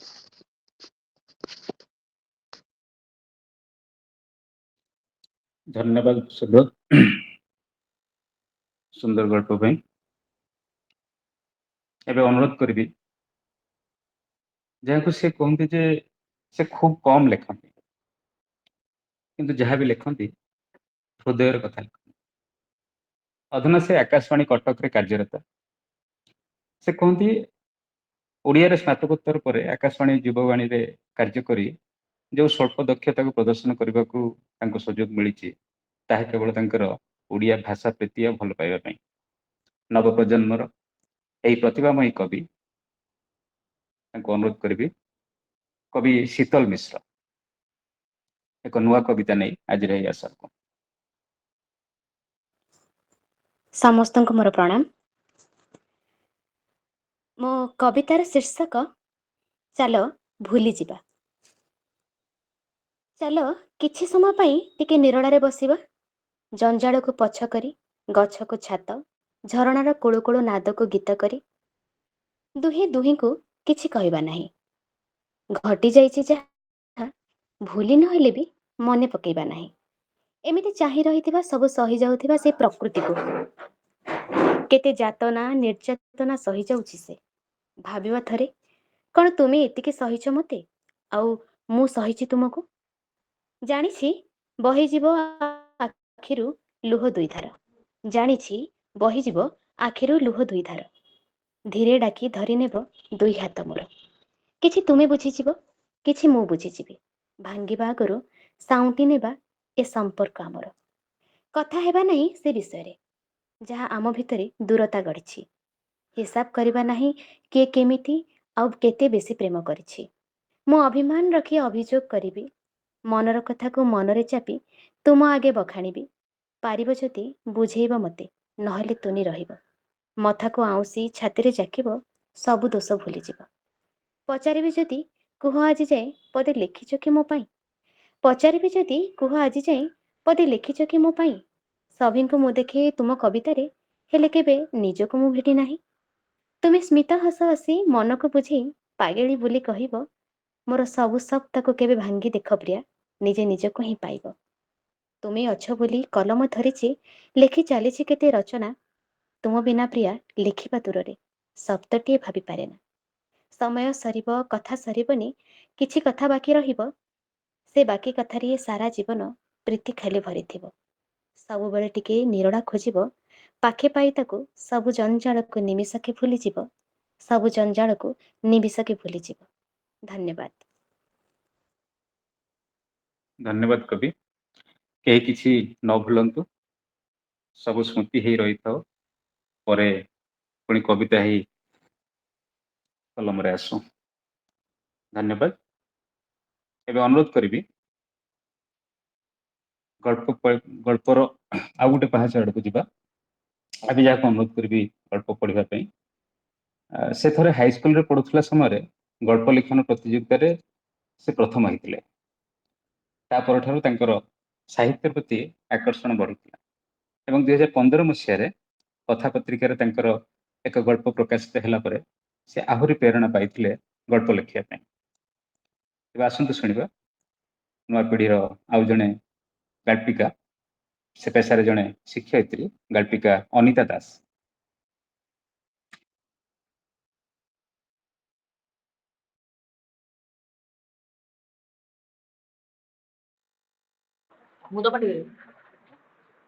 ହ୍ୟାଲୋ। ହଁ ମ୍ୟାଡ଼ାମ, ପଢନ୍ତୁ। ଆଜ୍ଞା, ସମସ୍ତଙ୍କୁ ମୋର ପ୍ରଣାମ। ଧନ୍ୟବାଦ ମ୍ୟାଡ଼ାମ, ତପସ୍ୱିନୀ ମ୍ୟାଡ଼ାମ ମତେ ଗୋଟେ ସୁଯୋଗ ଦେଲେ ବହୁତ ଦିନ ପରେ।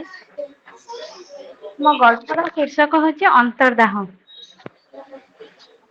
ବସ ର ହର୍ନ ଶବ୍ଦ ଶୁଣି ହଠାତ୍ ନିଦରୁ ଉଠି ପଡି ଚାହିଁଲା ଶୁଭ୍ରା। ମ୍ୟାଡ଼ାମ ବ୍ୟାକଗ୍ରାଉଣ୍ଡରେ ଟିକେ ନଏଜ ହଉଛି ଜୋରରେ, ପଛଆଡେ ସାଉଣ୍ଡ ହଉଛି। ଗୋଟେ ସାଇଲେଣ୍ଟ ଜାଗାକୁ ଯାଇକି ପଢିପାରିବେ? ଆଜ୍ଞା ଆଜ୍ଞା।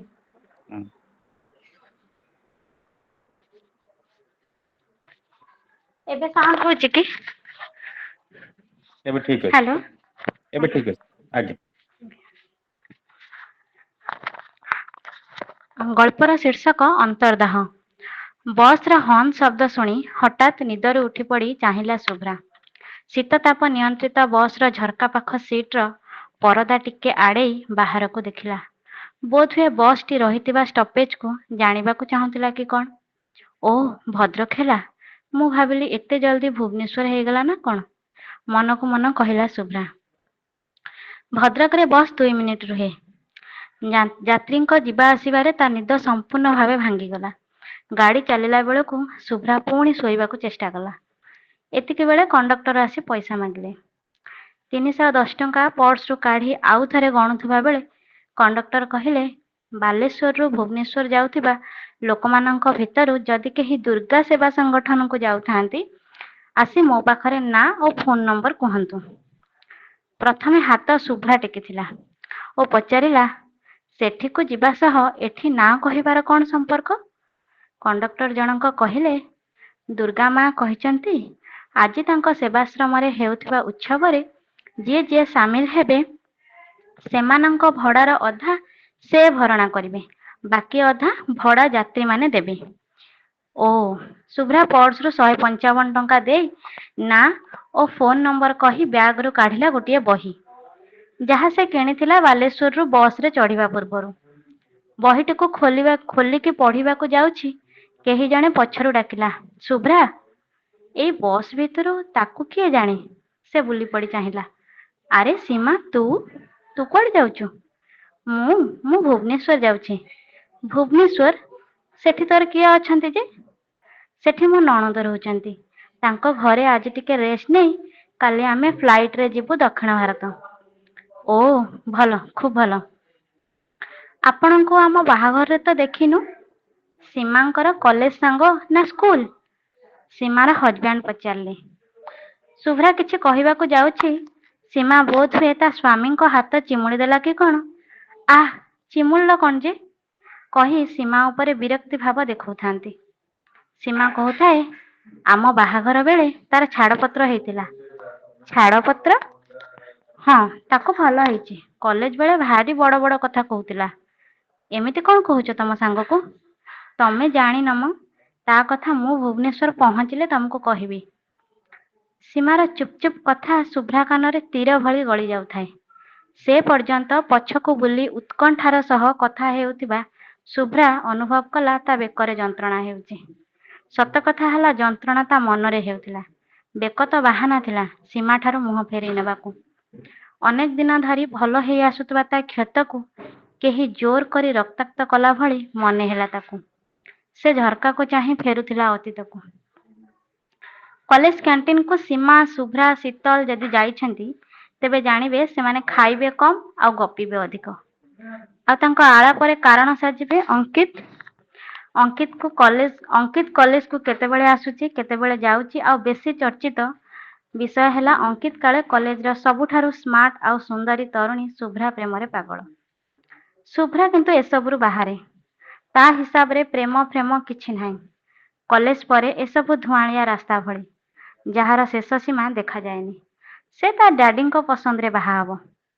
ତା ଡ୍ୟାଡି ତା ପାଇଁ ରାଜକୁମାର ପରି ସ୍ୱାମୀଟିଏ ନିଶ୍ଚୟ ଖୋଜିଦେବେ। ତା ଡ୍ୟାଡିଙ୍କ ଷ୍ଟାଟସ ସହ ଷ୍ଟାଟସ ଖାପ ଖାଉଥିବା ଭଳି ପରିବାରକୁ ସେ ବାହା ହେଇଯିବ। ତା ସାଙ୍ଗମାନେ ତା କଥାକୁ କିନ୍ତୁ ଏ କାନରେ ପୁରେଇ ସେ କାନରେ ବାହାର କରି ପୁଣି ଚୁପ୍ କରି ଗୋଟିଏ ପ୍ରେମ ଚିଠି ପୁରେଇ ଦିଅନ୍ତି ଶୁଭ୍ରା ବ୍ୟାଗରେ, ଯାହା ଅଙ୍କିତ ଦେଉଥାଏ ଏମାନଙ୍କ ହାତରେ।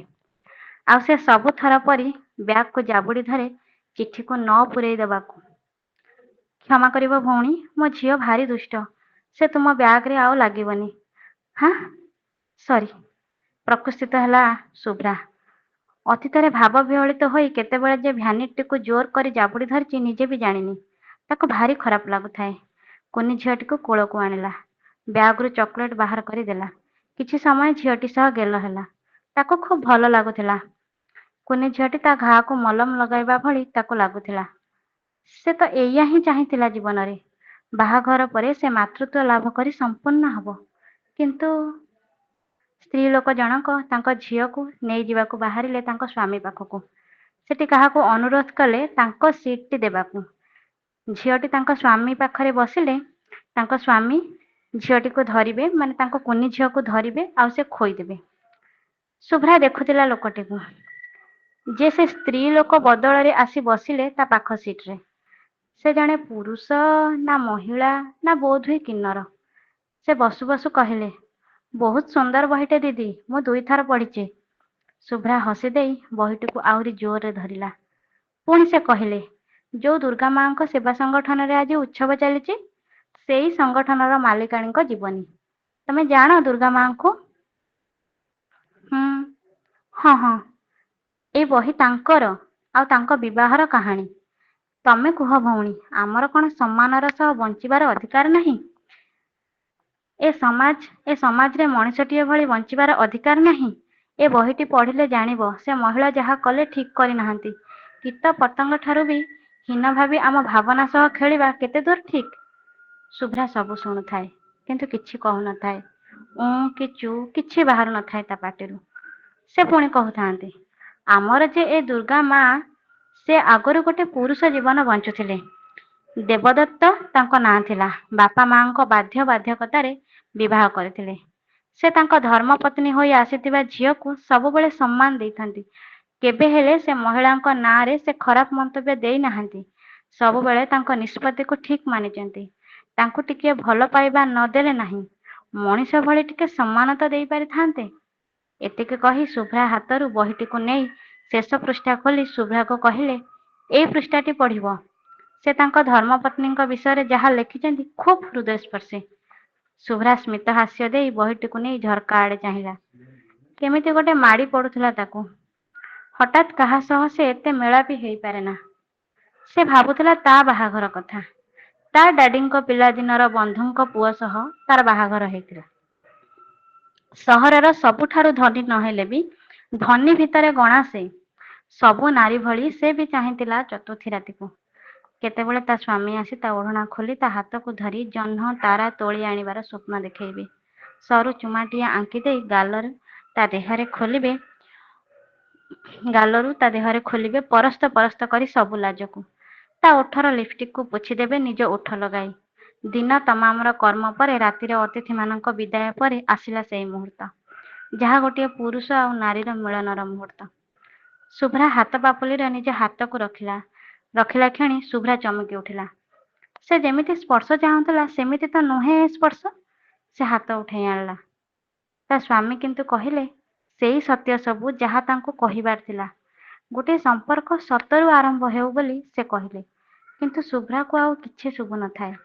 ତାକୁ ସବୁ କିଛି ଅନ୍ଧାର ଦେଖାଯାଉଥାଏ। ଏଇ ସ୍ୱପ୍ନ ତ ସେ ଦେଖିନଥିଲା। ଚତୁର୍ଥୀ ପରଦିନ ଶୁଭ୍ରା ଚାଲି ଆସିଥିଲା ଘର ଛାଡ଼ି। ଗୋଟିଏ ନାରୀ ଗୋଟିଏ ପୁରୁଷ ସହ ମିଳନ ଚାହେଁ, ଆଉ କାହା ସହ ନୁହଁ ବୋଲି ସଫା ସଫା କହିଦେଇଥିଲା। ଘରୁ କୋର୍ଟ, କୋର୍ଟରୁ ସାରା ଦୁନିଆ ଜାଣିଲା ଶୁଭ୍ରାର ଛାଡ଼ପତ୍ର କଥା। ଏତେ ବଡ଼ ସତ୍ୟକୁ ସହ୍ୟ କରି ନ ପାରି ହୃଦଘାତରେ ଚାଲିଗଲେ ତା ଶ୍ୱଶୁର। ତା ସ୍ୱପ୍ନ ସବୁ ଅସ୍ତିତ୍ୱ ହରାଇ ପଡ଼ି ରହିଥାନ୍ତି ଭୂଇଁରେ ତା ଭଳି। ସେ ଦିନ ପରଠାରୁ ସେ ଖବର ରଖିନି ହାତ ଧରି ବେଦିରେ ବସିଥିବା ଲୋକଟାର। ନିଜ ଅଲରା ଜୀବନକୁ ସଜାଡ଼ିବାକୁ ପ୍ରୟାସ କରିଚାଲିଛି ଏଯାଏଁ। ସବୁ ଭିତରେ କୋଉଠି ନା କୋଉଠି ନିଜକୁ ଦୋଷୀ ମନେ କରେ ସେ। ହୁଏତ ତା ପାଇଁ ତା ଶ୍ୱଶୁର ଚାଲିଗଲେ। ତା ପାଇଁ ଦୁଇଟା ପରିବାର ନିଜ ଜୀବନ କାଳର ସଞ୍ଚିଥିବା ଇଜ୍ଜତ ହରାଇଲେ। ତା ପାଇଁ ଅନେକ ପ୍ରଶ୍ନର ସାମ୍ନା କରିବାକୁ ପଡ଼ିଲା ତାକୁ ଓ ତା ଦୁଇ ପରିବାରକୁ। ତାର କଣ ସବୁ ଭୁଲ ଥିଲା? ହଁ, ସବୁ ନହେଲେ ବି କିଛି ତ ଥିଲା। ତାକୁ ସତ କହିଥିବା ଲୋକଟାକୁ ଫାଶୀ ଦଣ୍ଡରୁ ଆହୁରି ବଡ଼ ଶାସ୍ତି ତାକୁ ଦବାର ନଥିଲା। ସ୍ୱାମୀ ନହେଲେ ନାହିଁ, ମଣିଷଟେ ଭାବି ସମ୍ମାନ ଟିକେ ତ ଦେଇପାରିଥାନ୍ତା। ଦିଦି, ଦିଦି। ସରି, ମୁଁ ଟିକେ ଅନ୍ୟମନସ୍କ ଥିଲି। ଆପଣ କିଛି କହୁଥିଲେ? ହଁ, ସେଇ ଦୁର୍ଗା ମାଙ୍କ କଥା। ଆଚ୍ଛା, ଆପଣ ଏତେ କଥା ତାଙ୍କ ବିଷୟରେ କେମିତି ଜାଣିଲେ? ମୁଁ ତାଙ୍କ ଆଶ୍ରିତା। ମୋ ଭଳି କେତେ ନିରାଶ୍ରୟଙ୍କୁ ସେ ଆଶ୍ରୟ ଦେଇଛନ୍ତି। ସେ ଆମ ପାଇଁ ଦେବୀ। ଦିଦି, ଗୋଟେ କଥା ପଚାରନ୍ତି ଯଦି କିଛି ନ ଭାବିବ? ହଁ ହଁ, ପଚାରନ୍ତୁ। ତମେ ସେଇ ମହିଳାଙ୍କ ଜାଗାରେ ଥିଲେ କଣ କରିଥାନ୍ତ? ନାଇଁ, ମାନେ ମୁଁ ଏମିତି ପଚାରିଦେଲି। ମୁଁ କଣ କହିବି? ଶୁଭ୍ରା ଥତମତ ହେଲା। ଇଆଡ଼େ ସିଆଡ଼େ ଚାହିଁଲା। କିଛି ସମୟ ନୀରବ ରହି କହିଲା, ମୁଁ କରିଥିବା ଭୁଲ ପାଇଁ କ୍ଷମା ମାଗିଥାନ୍ତି। କିନ୍ନର ଜଣଙ୍କ ମୁହଁରେ ଔଜ୍ଜ୍ୱଲ୍ୟମୟ ହସ। ଯା ହଉ, କେହି ଜଣେ ଆମକୁ ବୁଝିପାରିଛନ୍ତି। ଆମେ ଖରାପ ନୁହଁ। ଏ ସମାଜ ଆମକୁ ଘୃଣ୍ୟ ଦୃଷ୍ଟିରେ ଦେଖେ। ଆମେ ବି ମଣିଷ ଭଳି ସ୍ନେହ ପ୍ରେମ ଟିକେ ଚାହୁଁ। ଦିଦି, ତମେ ପରା ଯାଉଛ ଦୁର୍ଗା ମା ସଂଗଠନକୁ? କାହିଁ ଯାଉଛ? ଶୁଭ୍ରା ଆଶ୍ଚର୍ଯ୍ୟ। ସେ କେମିତି ଜାଣିଲେ ତା ଯିବା କଥା? କଣ୍ଡକ୍ଟରକୁ କହିଲା ବେଳେ କଣ ଶୁଣିଥିବେ? ଲୋକଟି ତା ପିଛା କରିଥିବେ ନା ତାକୁ ଭଲ ଭାବେ ଜାଣନ୍ତି? ହୁଏତ ଜାଣିଥିବେ। ତା ଛାଡ଼ପତ୍ର ପରଠାରୁ ଗଳିର କୁକୁର ବି ତାକୁ ଜାଣିଗଲାଣି। ସେ କଣ ପଚାରିବା ଉଚିତ ହବ କେମିତି ଜାଣିଲେ ବୋଲି? ହଁ, ପଚାରିବା ଦରକାର ବୋଲି ଭାବିଲା। ଆପଣ କେମିତି ଜାଣିଲେ ବୋଲି ପଚାରିବାକୁ ଯାଉଛି, ଏତିକି ବେଳେ ଜୋରରେ ଶୁଭିଲା କିଛି ଚିତ୍କାର। ବ୍ରେକ୍ ଚାପି ବସ୍ ଅଟକେଇବାକୁ ଚେଷ୍ଟା କଲା ଡ୍ରାଇଭର। ତଥାପି ବି ବସ୍ଟି ଧକ୍କା ଦେଇଥିଲା ଆଉ ଗୋଟେ ବସ୍ ସହ। ଶୁଭ୍ରା ଭଳି ସବୁ ଯାତ୍ରୀଙ୍କ ବିକଟାଳ ଚିତ୍କାର। ଶୁଭ୍ରା ଦେହରେ ମୁହଁରେ କାଚ ଫୁଟି ଅଚେତ ହୋଇ ପଡ଼ିଥାଏ। ସେ ଆଉ କିଛି ଜାଣିନଥାଏ। କେତେବେଳେ ସେ ହସ୍ପିଟାଲ ଆସିଲା, କେତେବେଳେ ସେ ବେଡ୍ରେ ଆଡମିଟ୍ ହେଲା, ସେ କିଛି ଜାଣିନଥାଏ। ସେ କିନ୍ନର ଜଣଙ୍କ ନିଜ କ୍ଷତ ଭୁଲି କେତେବେଳେ ତାକୁ ଆଣିକି ଆଡମିସନ କରିଛନ୍ତି, ସେ କେତେ ଦିନ ଅଚେତ ଅବସ୍ଥାରେ ଥିଲା, ସେସବୁ କିଛି ମନେ ନାହିଁ ତାର। ଚେତା ଫେରିଲା ପରେ ସାମ୍ନାରେ ଦେଖିଲା ସେଇ ଦେବଦତ୍ତ ଓରଫ ଦୁର୍ଗା ମାଙ୍କୁ। ତା ମୁଣ୍ଡକୁ ଆଉଁସି ଦେଉଥାନ୍ତି ଦୁର୍ଗା ମା। ସତରେ ବଡ଼ ସିନ୍ଦୁର ଟୋପା ପିନ୍ଧି ପୁରା ମା ଭଳି ଲାଗୁଛନ୍ତି। ଅନ୍ୟମାନଙ୍କ ଠାରୁ ଜାଣିଲା ହସ୍ପିଟାଲରେ ଚିକିତ୍ସିତ ହେଉଥିବା ସବୁ ଆହତମାନଙ୍କୁ ଭେଟିବାକୁ ଆସିଛନ୍ତି। ସହରରେ ଚାଲିଥିବା କାର୍ଯ୍ୟକ୍ରମକୁ ଆଉ କାହା ହାତରେ ସମର୍ପି ଦେଇ ଚାଲି ଆସିଛନ୍ତି। ଶୁଭ୍ରା ଆଖିରୁ ଧାର ଧାର ହେଇ ଲୁହ ଦିଟୋପା ବହି ଆସିଲା। ସେ ଚାହୁଁଥିଲା ଆଉ କିଛି ସମୟ ସେ ହାତଟି ତା ମୁଣ୍ଡ ଉପରେ ଥାଉ। ଅନ୍ତତଃ ପଶ୍ଚାତାପର ନିଆଁରେ ଜଳି ପୋଡ଼ି ପାଉଁଶ ହେବା ଆଗରୁ ଏ ହାତ କ୍ଷମା ସାଜି ତାକୁ ଉଦ୍ଧାର କରିନେଉ। ତତ୍କ୍ଷଣାତ୍ ତାଙ୍କ ହାତକୁ ମୁଠେଇ ଧରି କହିଲା, ମୁଁ ଦୋଷୀ, ମତେ ଶାସ୍ତି ମିଳିବା ଦରକାର। ମୁଁ କ୍ଷମାର ଯୋଗ୍ୟ ନୁହଁ, ତଥାପି କ୍ଷମା ଚାହେଁ। କାହାର ପରିସ୍ଥିତିକୁ ନ ବୁଝି ସ୍ୱାର୍ଥପର ହବାର ଶାସ୍ତି ଚାହେଁ। ଯାହା ବି ମିଳିବ ମୁଁ ସ୍ୱୀକାର କରିବି ହସି ହସି, କିନ୍ତୁ ବାନ୍ଧବୀ ହେଇ ରହିବାକୁ ଚାହେଁ। ଅନେକ କିଛି ପାଇବାର ସ୍ୱପ୍ନରେ କଣ ଯେ ମୁଁ ହରେଇ ଦେଲି ମୁଁ ନିଜେ ବି ଭାବି ପାରୁନି। ମୁଁ ସାଉଁଟିବାକୁ ଚାହେଁ ହରେଇଥିବା ସବୁ ସମୟକୁ। ଦୁର୍ଗା ମା ସ୍ମିତ ହାସ୍ୟ ଦେଇ ଆଉ ଥରେ ଶୁଭ୍ରା ମଥାକୁ ଆଉଁସି ଦେଇ ଚାଲି ଯାଉଥାନ୍ତି ହସ୍ପିଟାଲ ରୁମ୍ ବାହାରକୁ।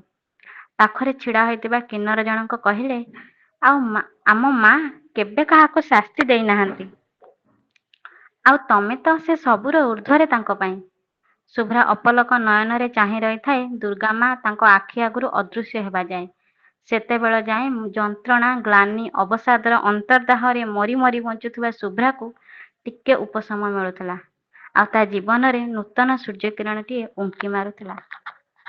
ଧନ୍ୟବାଦ। ଧନ୍ୟବାଦ ଗଳ୍ପିକା। খুব সুন্দর গল্প, সুন্দর আবৃত্তি, সুন্দর স্বর। ଅଶେଷ ଅଶେଷ ଧନ୍ୟବାଦ। ଏବେ ଆଉ ପାଦେ ଆଗେଇବା, ଶେଷ କବିତାଟି ଶୁଣିବା। ସାହିତ୍ୟ ପ୍ରତି ଅନୁରାଗ ତାଙ୍କର ପିଲାଟି ଦିନରୁ ସୃଷ୍ଟି ହେଇଥିଲା, କିନ୍ତୁ ଲେଖିବାଠୁ ପଢିବାକୁ ସେ ବେଶୀ ଭଲ ପାଆନ୍ତି ବୋଲି କହନ୍ତି। ଏଯାବତ୍ ତାଙ୍କର ରଚିତ ଗୋଟିଏ କବିତା ସଂକଳନ ପ୍ରକାଶ ପାଇଛି ଏବଂ ଅନେକ ପତ୍ର ପତ୍ରିକାରେ ତାଙ୍କର ଲେଖା ସ୍ଥାନିତ ହୋଇଛି। ଏବେ ଆସନ୍ତୁ ସ୍ୱାଗତ କରିବା କବି ଗିରିଜା ପୃଷ୍ଟିଙ୍କୁ, ତାଙ୍କର ଏକ ସୁନ୍ଦର କବିତା। କବି ଗିରିଜା ପୃଷ୍ଟି। ଧନ୍ୟବାଦ ଭାଇ, ସମସ୍ତଙ୍କୁ ପ୍ରଣାମ। ବିଶେଷ କରି ତପସ୍ୱିନୀ ମ୍ୟାଡାମଙ୍କୁ ବହୁତ ଧନ୍ୟବାଦ। ତେବେ ମୋ କବିତାର ଶୀର୍ଷକ ଜହ୍ନ ଆଉ ସହର। ଆହା, ବିଜୁଳି ଆଲୁଅ ଗୁଡା ଲିଭି ଯାଆନ୍ତାନି ସବୁ, ଜହ୍ନର ଆଲୁଅ ଟିକେ ଦେଖନ୍ତା ମୋ ସହର। ବିଜୁଳି ଆଲୁଅ ଗୁଡା ଲିଭି ଯାଆନ୍ତାନି ସବୁ, ଜହ୍ନର ଆଲୁଅ ଟିକେ ଦେଖନ୍ତା ମୋ ସହର। ଜୁଳୁ ଜୁଳିଆର ତାରା ଫୁଲ ନାଚରେ ବିଭୋର ହୁଅନ୍ତା ମୋ ସହର। ଗାଡି ମଟର ସବୁ ରହିଯାଆନ୍ତାନି, ପତର ଉପରେ କାକରର ଟୁପଟାପ ପଦାଘାତ ଶୁଣନ୍ତା ମୋ ସହର।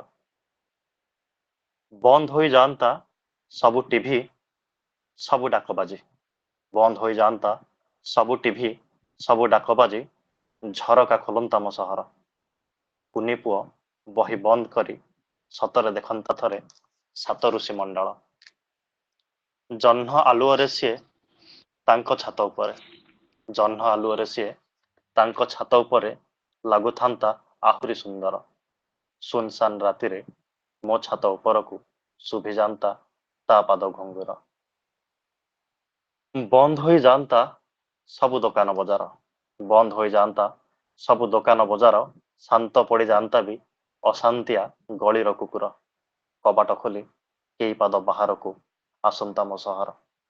ଜହ୍ନର ଆଲୁଅରେ ପାଦ ଦେଇ, ରାତ୍ରିର ଅତରରେ ମୁହଁ ଧୋଇ, ଶୁଖିଲା ହାତରେ ଟିକେ ଛୁଇଁ ଦେଇ ଯାଆନ୍ତା ଓଦା ଓଦା ଗଛର ପତର। ସବୁ ରେଳ ରହିଯାନ୍ତେ ଷ୍ଟେସନରେ, ସବୁ ରେଳ ରହିଯାନ୍ତେ ଷ୍ଟେସନରେ, ଛାତହୀନ ସବୁ ଶୋଇଯାନ୍ତେ ଫୁଟପାଥରେ। ସୁନସାନ ରାତିରେ ଜହ୍ନ ଆଲୁଅରେ ଶୁଣନ୍ତା ମୋ ସହର, ସୁନସାନ ରାତିରେ ଜହ୍ନ ଆଲୁଅରେ ଶୁଣନ୍ତା ମୋ ସହର। କେଇ ପଦ ନିଚ୍ଛକ କବିତା, କେଇ ଶହ ଭୋକିଲା ପେଟର। ପରେଡ ପଡ଼ିଆରେ ଜହ୍ନ ଆଲୁଅରେ, ପରେଡ ପଡ଼ିଆରେ ଜହ୍ନ ଆଲୁଅରେ, ଖାଲି ଦେହେ ମାଟିକୁ କୁଣ୍ଢେଇ କିଛି କ୍ଷଣ ଶୁଅନ୍ତା ସହର। ପରେଡ ପଡ଼ିଆରେ ଜହ୍ନ ଆଲୁଅରେ, ଖାଲି ଦେହେ ମାଟିକୁ କୁଣ୍ଢେଇ କିଛି କ୍ଷଣ ଶୁଅନ୍ତା ସହର। ଶୁଣନ୍ତା ସଙ୍ଗୀତ ଆମ୍ବ ଗଛ ପତ୍ର ଆଉ ପବନର, ବୁଝନ୍ତା ପ୍ରଭେଦ ଜହ୍ନ ଆଉ ବିଜୁଳି ଆଲୁଅର, ମାପନ୍ତା ଦୂରତା ମାଟି ଆଉ ମଣିଷ ଦେହର। ଲିଭିଯାଉ ସବୁ ବତି, ଲିଭିଯାଉ ସବୁ ବତି, ରହିଯାଉ ସବୁ ଗାଡ଼ି, ଶାନ୍ତ ପଡ଼ିଯାଉ ସବୁ ଗଳିର କୁକୁର। ଜହ୍ନ ଆଲୁଅରେ କବାଟ ଖୋଲିକି ବାହାରକୁ ବାହାରିବ ସହର, ବାହାରକୁ ବାହାରିବ ସହର। ଧନ୍ୟବାଦ। ଧନ୍ୟବାଦ କବି। ସବୁ ଯଦି ହୋଇଯାଆନ୍ତା ତେବେ କ'ଣ ଆଉ କବିତା ଲେଖି ହୁଅନ୍ତା? କିଛି ଅଧୁରା ଅଛି ବୋଲି ତ କଲମ ଚାଲୁଛି। ଧନ୍ୟବାଦ ସୁନ୍ଦର କବିତା ପାଇଁ। ଏବେ ଆସରର ଶେଷ ଅତିଥି ଗାଳ୍ପିକ, ବର୍ତ୍ତମାନର ଜଣେ ଚର୍ଚ୍ଚିତ ଗାଳ୍ପିକ, ଯିଏକି ଆମ ସମୟରେ ଚରାଚରିତ ଗଳ୍ପ ଧାରାରୁ ଭିନ୍ନ କିଛି ଲେଖିବାର ପ୍ରୟାସ କରିଛନ୍ତି। रहस्य उपन्यास ପାଇଁ निश्चित भाବରେ तांकर एक परिचय सृष्टि कर पारिछन्ति। स्वरूप कुमार नायक पेशारे जड़े बैंक अधिकारी किंतु निशा कविता गल्प एवं उपन्यास। तांकर प्रथम पुस्तक प्रकाशित हुए 2021 रे अंधारर आराधना जहाँ एक कविता संकलन एवं द्वितीय पुस्तकटी जहाँ चर्चित होइछि किशोरी अस्मितार हत्या रहस्य एक रहस्य उपन्यास। तांकर ही साहित्य साधना पई से पेन इन युव लेखक सम्मान पाइछन्ति। दुखीराम स्वाई कला प्रतिष्ठान रे श्रेष्ठ गाल्पिक सम्मान पाइछन्ति। वैशिष्ट्य गल्प सर्जना पुरस्कार पाइछन्ति एवं प्रतिलिपि श्रेष्ठ रहस्य धारावाहिक पुरस्कार मध्य पाइछन्ति। अनुरोध करी युवपीढ़ी जड़े चमत्कार गाल्पिक स्वरूप कुमार नायक को तांकर गल्प पाठ करेंगे। समस्त को मोर नमस्कार। तो मो कथा सुनी पाउछन्ति? हाँ हाँ स्वरूप आज किंतु रहस्य नुहे गोटे छोट प्रेमर गपटे पढ़ी। गपर शीर्षक जबकाच। प्रेम पई गोलापर सत्ता ना गोलाप पई प्रेमर अस्तित्व ए प्रश्नर उत्तर पृथ्वीर सर्वश्रेष्ठ दार्शनिक भी देई परिबा कष्टसाध्य। प्रेमिका पाखकू अति संतर्पण रे लुचेई गोलाप नहीं 16 वर्षर प्रेमिक गोलापटी को प्रेमिका हाथ को बढ़े देई जेबे कहे गोलाप पई गोलापटी आनिथिली सेबे 16 बयसी प्रेमिकार लाजरे गोलाप भी लाजई जाए। गोलाप पुनी लाजई जाए जेबे फैज अहमद लेखंती फूलों में रंग है लेकिन गुलाब जैसा नहीं। 16 बयस से प्रेमिकर गोलाप कि फैज अहमद गोलाप को तौली कहार प्रेम भारी कुहा जाई परिबो नाही। गोलाप को नहीं एमिति अनेक भावना रोहित मन को आसे। आसंता निबा केमिति रोहित सकाळ गोलाप आरंभ होई राति गोलाप रे सरे। सारा कटक रे चर्चा रोहित परी सुंदर गोलाप पेंडेंट तैयारी करला भरी हाथ कहार नाही। पाखुड़ा पर पाखुड़ा एते सुंदर भावे सुना छाती रे से गोलाप फुटाई दे पारे जे देखिबा लोकर आखि छाती रे पड़िथिबा से पेंडेंट ऊपर दंडे न रही पिटी पारेनी। रोहित तीन पुरुष कटक रे ए बनिया काम रे थिले भी ए गोलाप फुटाइबा कला केवल ताकू ही मालूम थिला। 40 वर्ष हेबो ए काम करि आसुवा रोहित बापा भी आश्चर्य हुंती 18 वर्षर टोका हाथ रे ए साधना किपरि संभव हैला। रोहित किंतु जाने गोलाप फुटाइबा पई हाथ नुहे हृदयटीए लोड़ा। भल पाई जानिथिबा हृदयटीए। आगरू कौलिक वृत्ति भावे सुना गहना गढ़ी शिखिथिबा रोहित थरे 10th रे फेल हेबा परे बापांक दुकान रे पूर्णकालीन बसिया सह ए गोलाप पेंडेंट विद्या रे पोखत पलटि जाइथिला। निजर प्रेमिकाटीए नथिबा रोहित काहाकू भी प्रेमिका सजै पारे। दिन में सुना गोलाप पाखुड़ा गढ़िया बेले रात्रि से स्वप्न रे प्रेम कर बसे सिमरन गीत किंबा पारकू। रोहित केवल जे सुंदर गोलाप पेंडेंट बनाए कहवा तार सृजनशीलतार अवमानना हेब। सुनार गोलाप पाखुड़ा बराद मुताबक प्रेमिकर बार्ता खोदई कर दिए प्रेमिका पई जहां केवल जबकाच साहाय्य पढ़ा जाई पारे। ये अद्भुत कला से किपरि हासिल करिछि केही जानतनी। एपरिक से निजे भी नुहे से गढ़ी चले गोलाप पाखुड़ा रे खोदई चले प्रेमिकर दिव्यवाणी।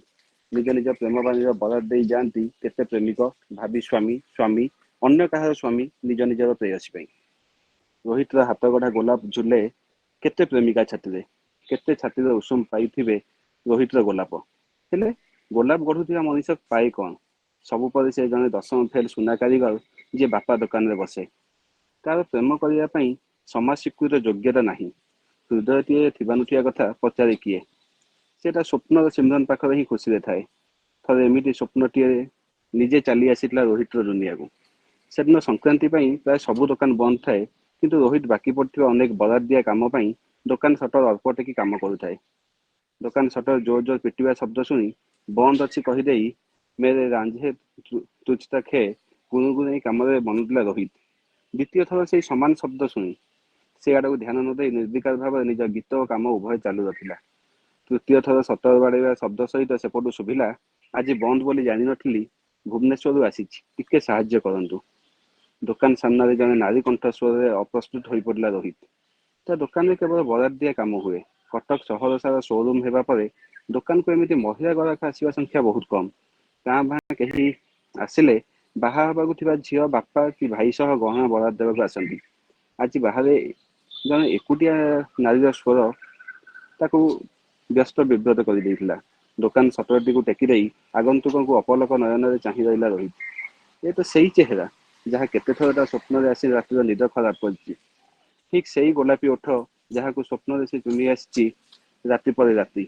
ସ୍ୱପ୍ନରେ ହେଉ ପଛେ ଯାହା ଦେହର ଅଭେଦ୍ୟ ଇଲାକାକୁ ଆବିଷ୍କାର କରି ନିଜ ଆଦ୍ୟ ଯୌବନର ରାତିରେ ସେ ନିଜକୁ କାମସୁଖ ଦେଇ ଶୋଇଯାଇଛି।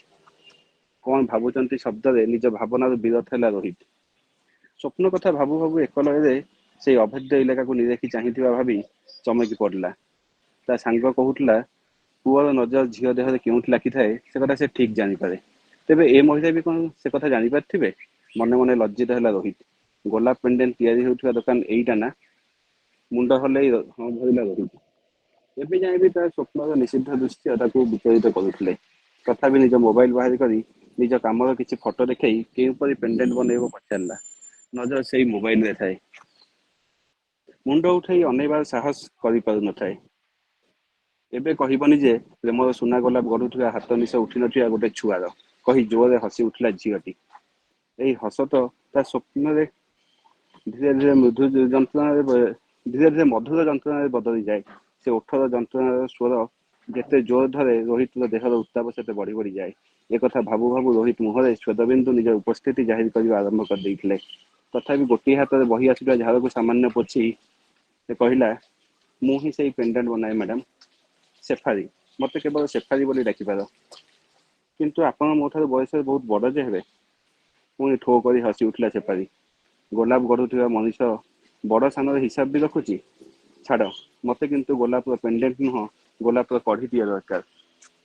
ଗୋଲାପର କଢ଼ କଣ ସୁନାରେ ସୁନ୍ଦର ଦିଶିବ? ଫୁଟିଥିବା ଗୋଲାପ ପାଖୁଡ଼ା ପାଖୁଡ଼ା ହେଇ ସଜେଇ ହେଲେ ସିନା ଦେଖିବାକୁ ଭଲ ଲାଗିବ। ତାପରେ ଗୋଲାପର ବାହାନାରେ ବଦମାସ ଭଅଁର ନିରେଖି ଦେଖୁଥିବେ ପେଣ୍ଡାଣ୍ଟର ଦୁଇ ପାଖକୁ। ଏଥର ହସାହୁରି ଜୋରରେ ଥିଲା। ରୋହିତର ନଜର ବି ସେଇଠି ରହିଯାଇଥିଲା ବୋଲି ସେ ଜାଣିଗଲେ କି ଆଉ? ରୋହିତ ନିଜକୁ ସେ ବଦମାସ ଭଅଁରର ଚରିତ୍ରରେ ରଖି ସାରିଥାଏ। ରୋହିତର ସ୍ୱପ୍ନର ସେ ରହସ୍ୟମୟୀ ନାରୀ ବାସ୍ତବରେ ଆହୁରି ରହସ୍ୟମୟ। ଏଥର କିଛି ଉତ୍ତର ନ ଦେଇ ସୁନା ଗରମ କରିବାରେ ଲାଗିଲା ରୋହିତ। ସାମ୍ନାରେ ଶେଫାଳିକୁ ବସାଇ ହିଁ ସେ ବନେଇ ଦେବ ଗୋଲାପର କଢ଼ଟିଏ।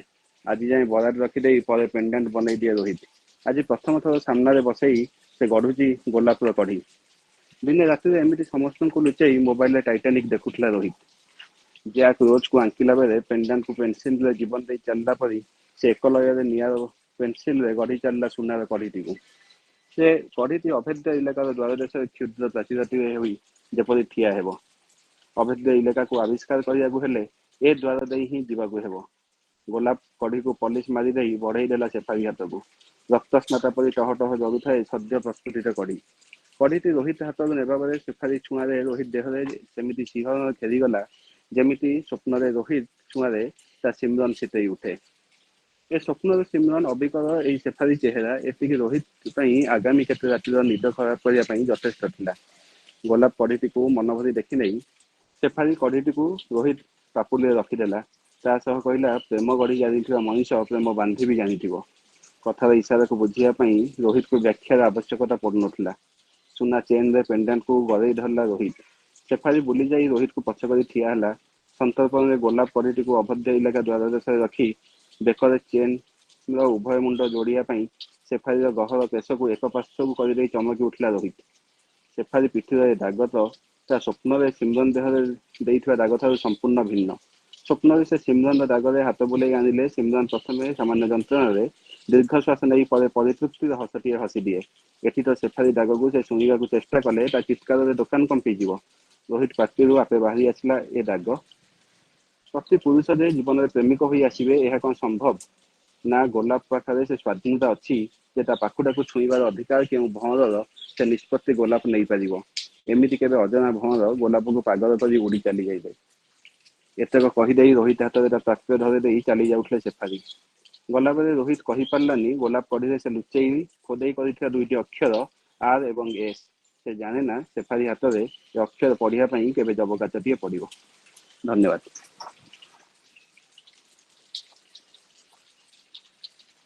ଧନ୍ୟବାଦ ସ୍ୱରୂପ, খুব সুন্দর গল্প। গল্প ହେଉ କି କବିତା ସାଙ୍ଗେ ସାଙ୍ଗେ ଶୁଣି ସାରିବା ପରେ ତା ଉପରେ କିଛି କହିବା ବହୁତ କଷ୍ଟ ହୋଇଥାଏ। ତଥାପି ମନ କଣ ମାନୁଛି, ଯେହେତୁ ଆଜିର ପ୍ରଣମ୍ୟ ଅତିଥି ଅମରେଶ ବିଶ୍ୱାଳ ସାର୍ ଅଛନ୍ତି ଆମ ସହିତ। ଅନୁରୋଧ କରିବି ଆଜିର ଗଳ୍ପ କବିତା ଗୁଡ଼ିକ ବାବଦରେ ଏବଂ ଆଜିର ଓଭରଅଲ୍ ଆସରଟି ବାବଦରେ ନିଜର ମତ ଟିକେ ରଖିବେ। Sir mute unmute.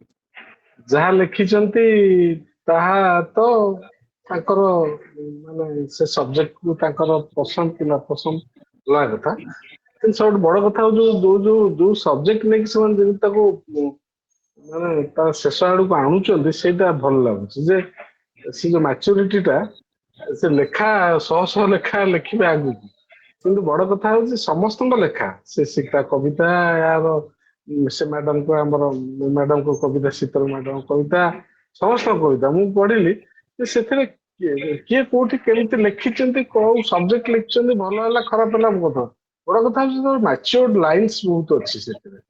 ତେଣୁ ଆଉ ଏମାନେ ଯୋଉମାନେ ଗପ ପଢିଲେ, ଗପ ତ ସବୁ ସମସ୍ତେ ମ୍ୟାଚୁର୍ଡ, ତେଣୁ କୋଉ ସବଜେକ୍ଟ ନେଇକି କେମିତି ତାକୁ ଆଣୁଛନ୍ତି, ସେ ଯୋଉ ଖେଳ ପିଲା ଆମର ଜାଣିଗଲେଣି ଧୀରେ ଧୀରେ।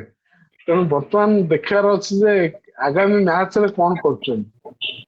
ସ୍ୱରୂପ ତ ତାର ଚାମ୍ପିୟନ ପିଲା, ଆଉ ଆମର ଇଏ ବି ଅଛି ସୁବ୍ରତ, ଭଲ ସମସ୍ତଙ୍କର ଭଲ ଲାଗିଲା। ଆଉ ମୁଁ ଓଭରଅଲ୍ ଇଏ ସବଜେକ୍ଟ ଉପରେ ନ କହିକି କେବଳ ଗୋଟେ କହିବି ଯେ ସେମାନେ ଭାରି ମ୍ୟାଚୁର୍ଡ ଲାଇନ୍ ଅଛି। ପଢାପଢି ଦୃଷ୍ଟିକୋଣ, ନିଜର ରିସର୍ଚ୍ଚ ଏସବୁ କଲେ ସେ ସବୁ ବଦଳିଯିବ, ମାନେ ଅଛି ତାଙ୍କ ପାଖରେ ଦମ ଅଛି।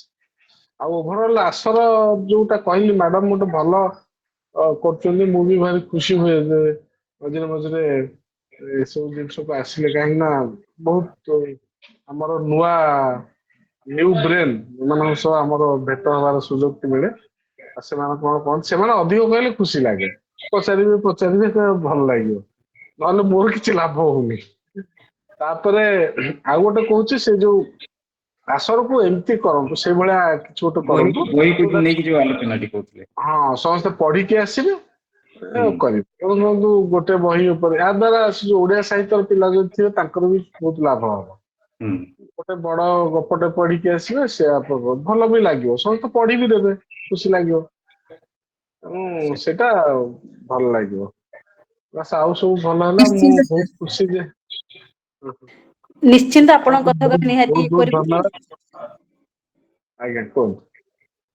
ନାଇଁ, ମୁଁ କହିଲି ଆପଣଙ୍କ କଥାକୁ ଆମେ ନିହାତି ଭାବରେ ରଖିବୁ। ଆପଣ ବଢିଆ ଗୋଟେ କଥା ଟିକେ କହିଲେ, ଯେ କୌଣସି ବହି ଉପରେ ରଖିବା ଦରକାର, ମାନେ ପ୍ରକୃତରେ ସେ କଥାରେ ମଧ୍ୟ ମୁଁ ବି ସହମତ। ବହି ଉପରେ ଆଲୋଚନା ନହେଲେ ଆମେ ପରସ୍ପରକୁ ଜାଣିପାରିବାନି। ମନେ କରନ୍ତୁ ମୁଁ ଯେପର୍ଯ୍ୟନ୍ତ ଆପଣଙ୍କ ବହିଟା ନ ପଢିବି ଆଉ କେମିତି ହବ। ଆଉ ଗୋଟେ କଥା ବି କହିବାକୁ ଚାହୁଁଥିଲି, ଯୋଉଟା ଆମେ ବି ବହୁତ ସମୟରେ ପାଳନ କରିପାରୁନୁ, ଯୋଉ ଯେତେବେଳେ ୟଙ୍ଗ ଲେଖକଟେ ଆସେ, ସେମାନେ ଆସିକି ଯୋଉ ପଢାପଢି କରନ୍ତି, ସେମାନେ ପୁରୁଣା ଲେଖାଟା ପଢାପଢି କୋଉଟା କୋଉଠି ଏତେ ଥାଏ, ସେମାନେ ତ ଓଡିଆ ସାହିତ୍ୟର ପିଲା ନୁହଁ ଯେ ଗୁଡାଏ ପଢି ଦେଇଥିବେ, ସେତେବେଳେ ଭାରି ବିଚଳିତ ଲାଗେ। ସେଇ ସମୟରେ ଯଦି ସେମାନେ କରିବେ ଯେ ମୋର ଏ ବର୍ଷଟା ସୁରେନ୍ଦ୍ର ମହାନ୍ତି ବର୍ଷ, ଏ ବର୍ଷଟା ମନୋଜ ଦାସ ବର୍ଷ, କି 6 ମାସ ମୁଁ ଆଣିବି ତାଙ୍କ ବହି ସବୁ ଆଣିବି, ପଢିବି, ଲେଖିବି, ଯାହା କରିବି, ସେଇଟା ହେଲେ ଗୁଡାଏ ବହି ପଢି ହେଇଯିବ। ତାଲିକାଟା କରିଦେବେ, ଏଇଟା ହବ, ସେଇଟା ବହୁତ ସୁବିଧା ହବ। ଇଂଲିଶରେ ଯୋଉମାନେ ପଢୁଛନ୍ତି, ଯାହା ବି ଆପଣ ପଢିବେ ତାଙ୍କର ଆଣିବେ, ଭଲ ଲାଗିବ। ଏଇଟା ହଉଛି କଥା ଆଉ। କ୍ଷୀରୋଦ ବାବୁଙ୍କୁ ବହୁତ ବହୁତ ଧନ୍ୟବାଦ। Thank you sir.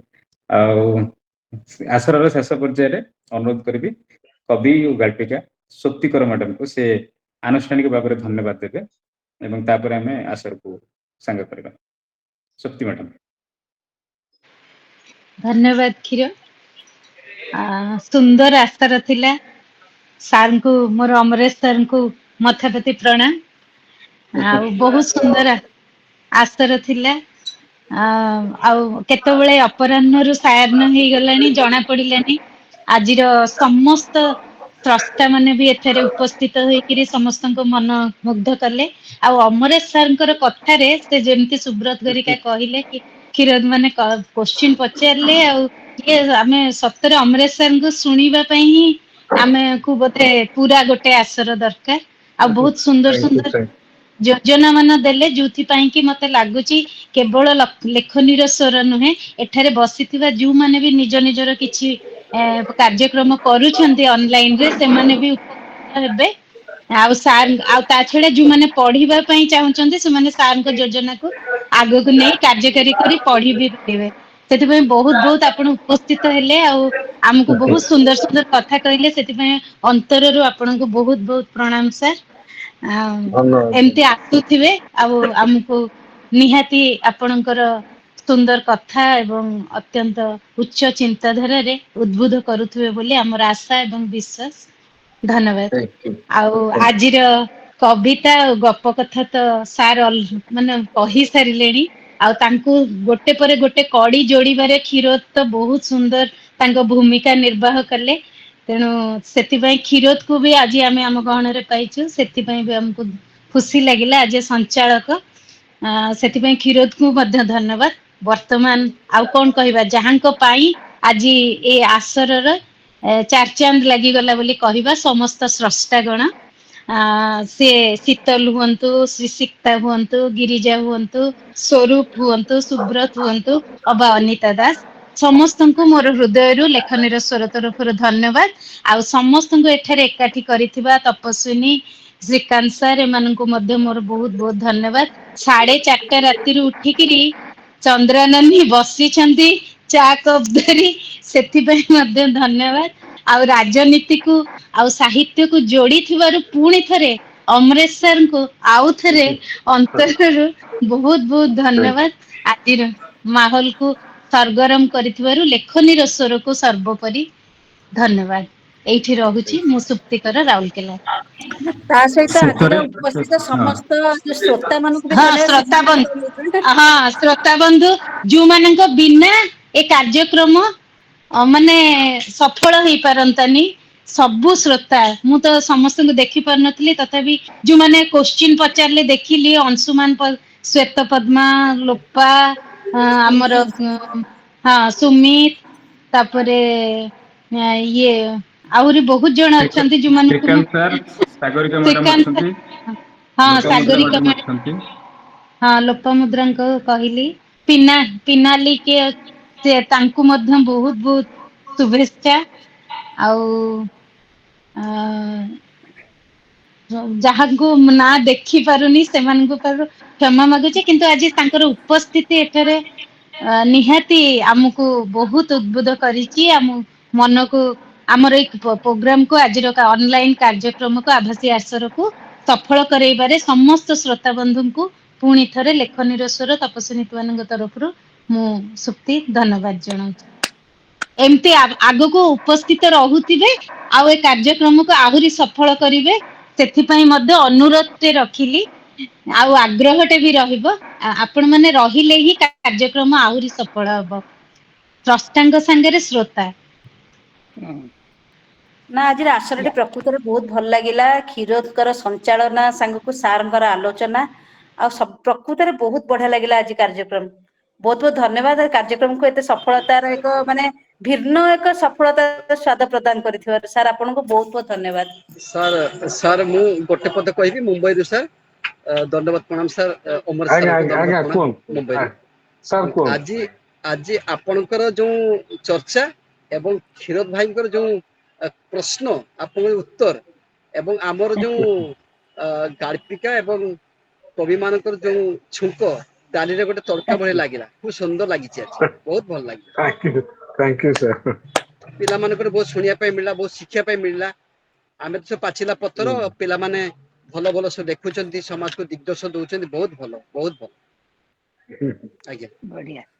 ବର୍ତ୍ତମାନ ଆନୁଷ୍ଠାନିକ ଭାବରେ ଆମେ କାର୍ଯ୍ୟକ୍ରମକୁ ଏଠାରେ ଶେଷ କରୁଛୁ। ପୁଣି ଦେଖାହେବା, ପୁଣି କଥା ହେବା ପୁଣି ଆସନ୍ତା ମାସର 2ୟ ରବିବାରକୁ। ଲେଖନୀ ସ୍ୱର ପରିବାରକୁ ବିଦାୟ ଦିଅନ୍ତୁ।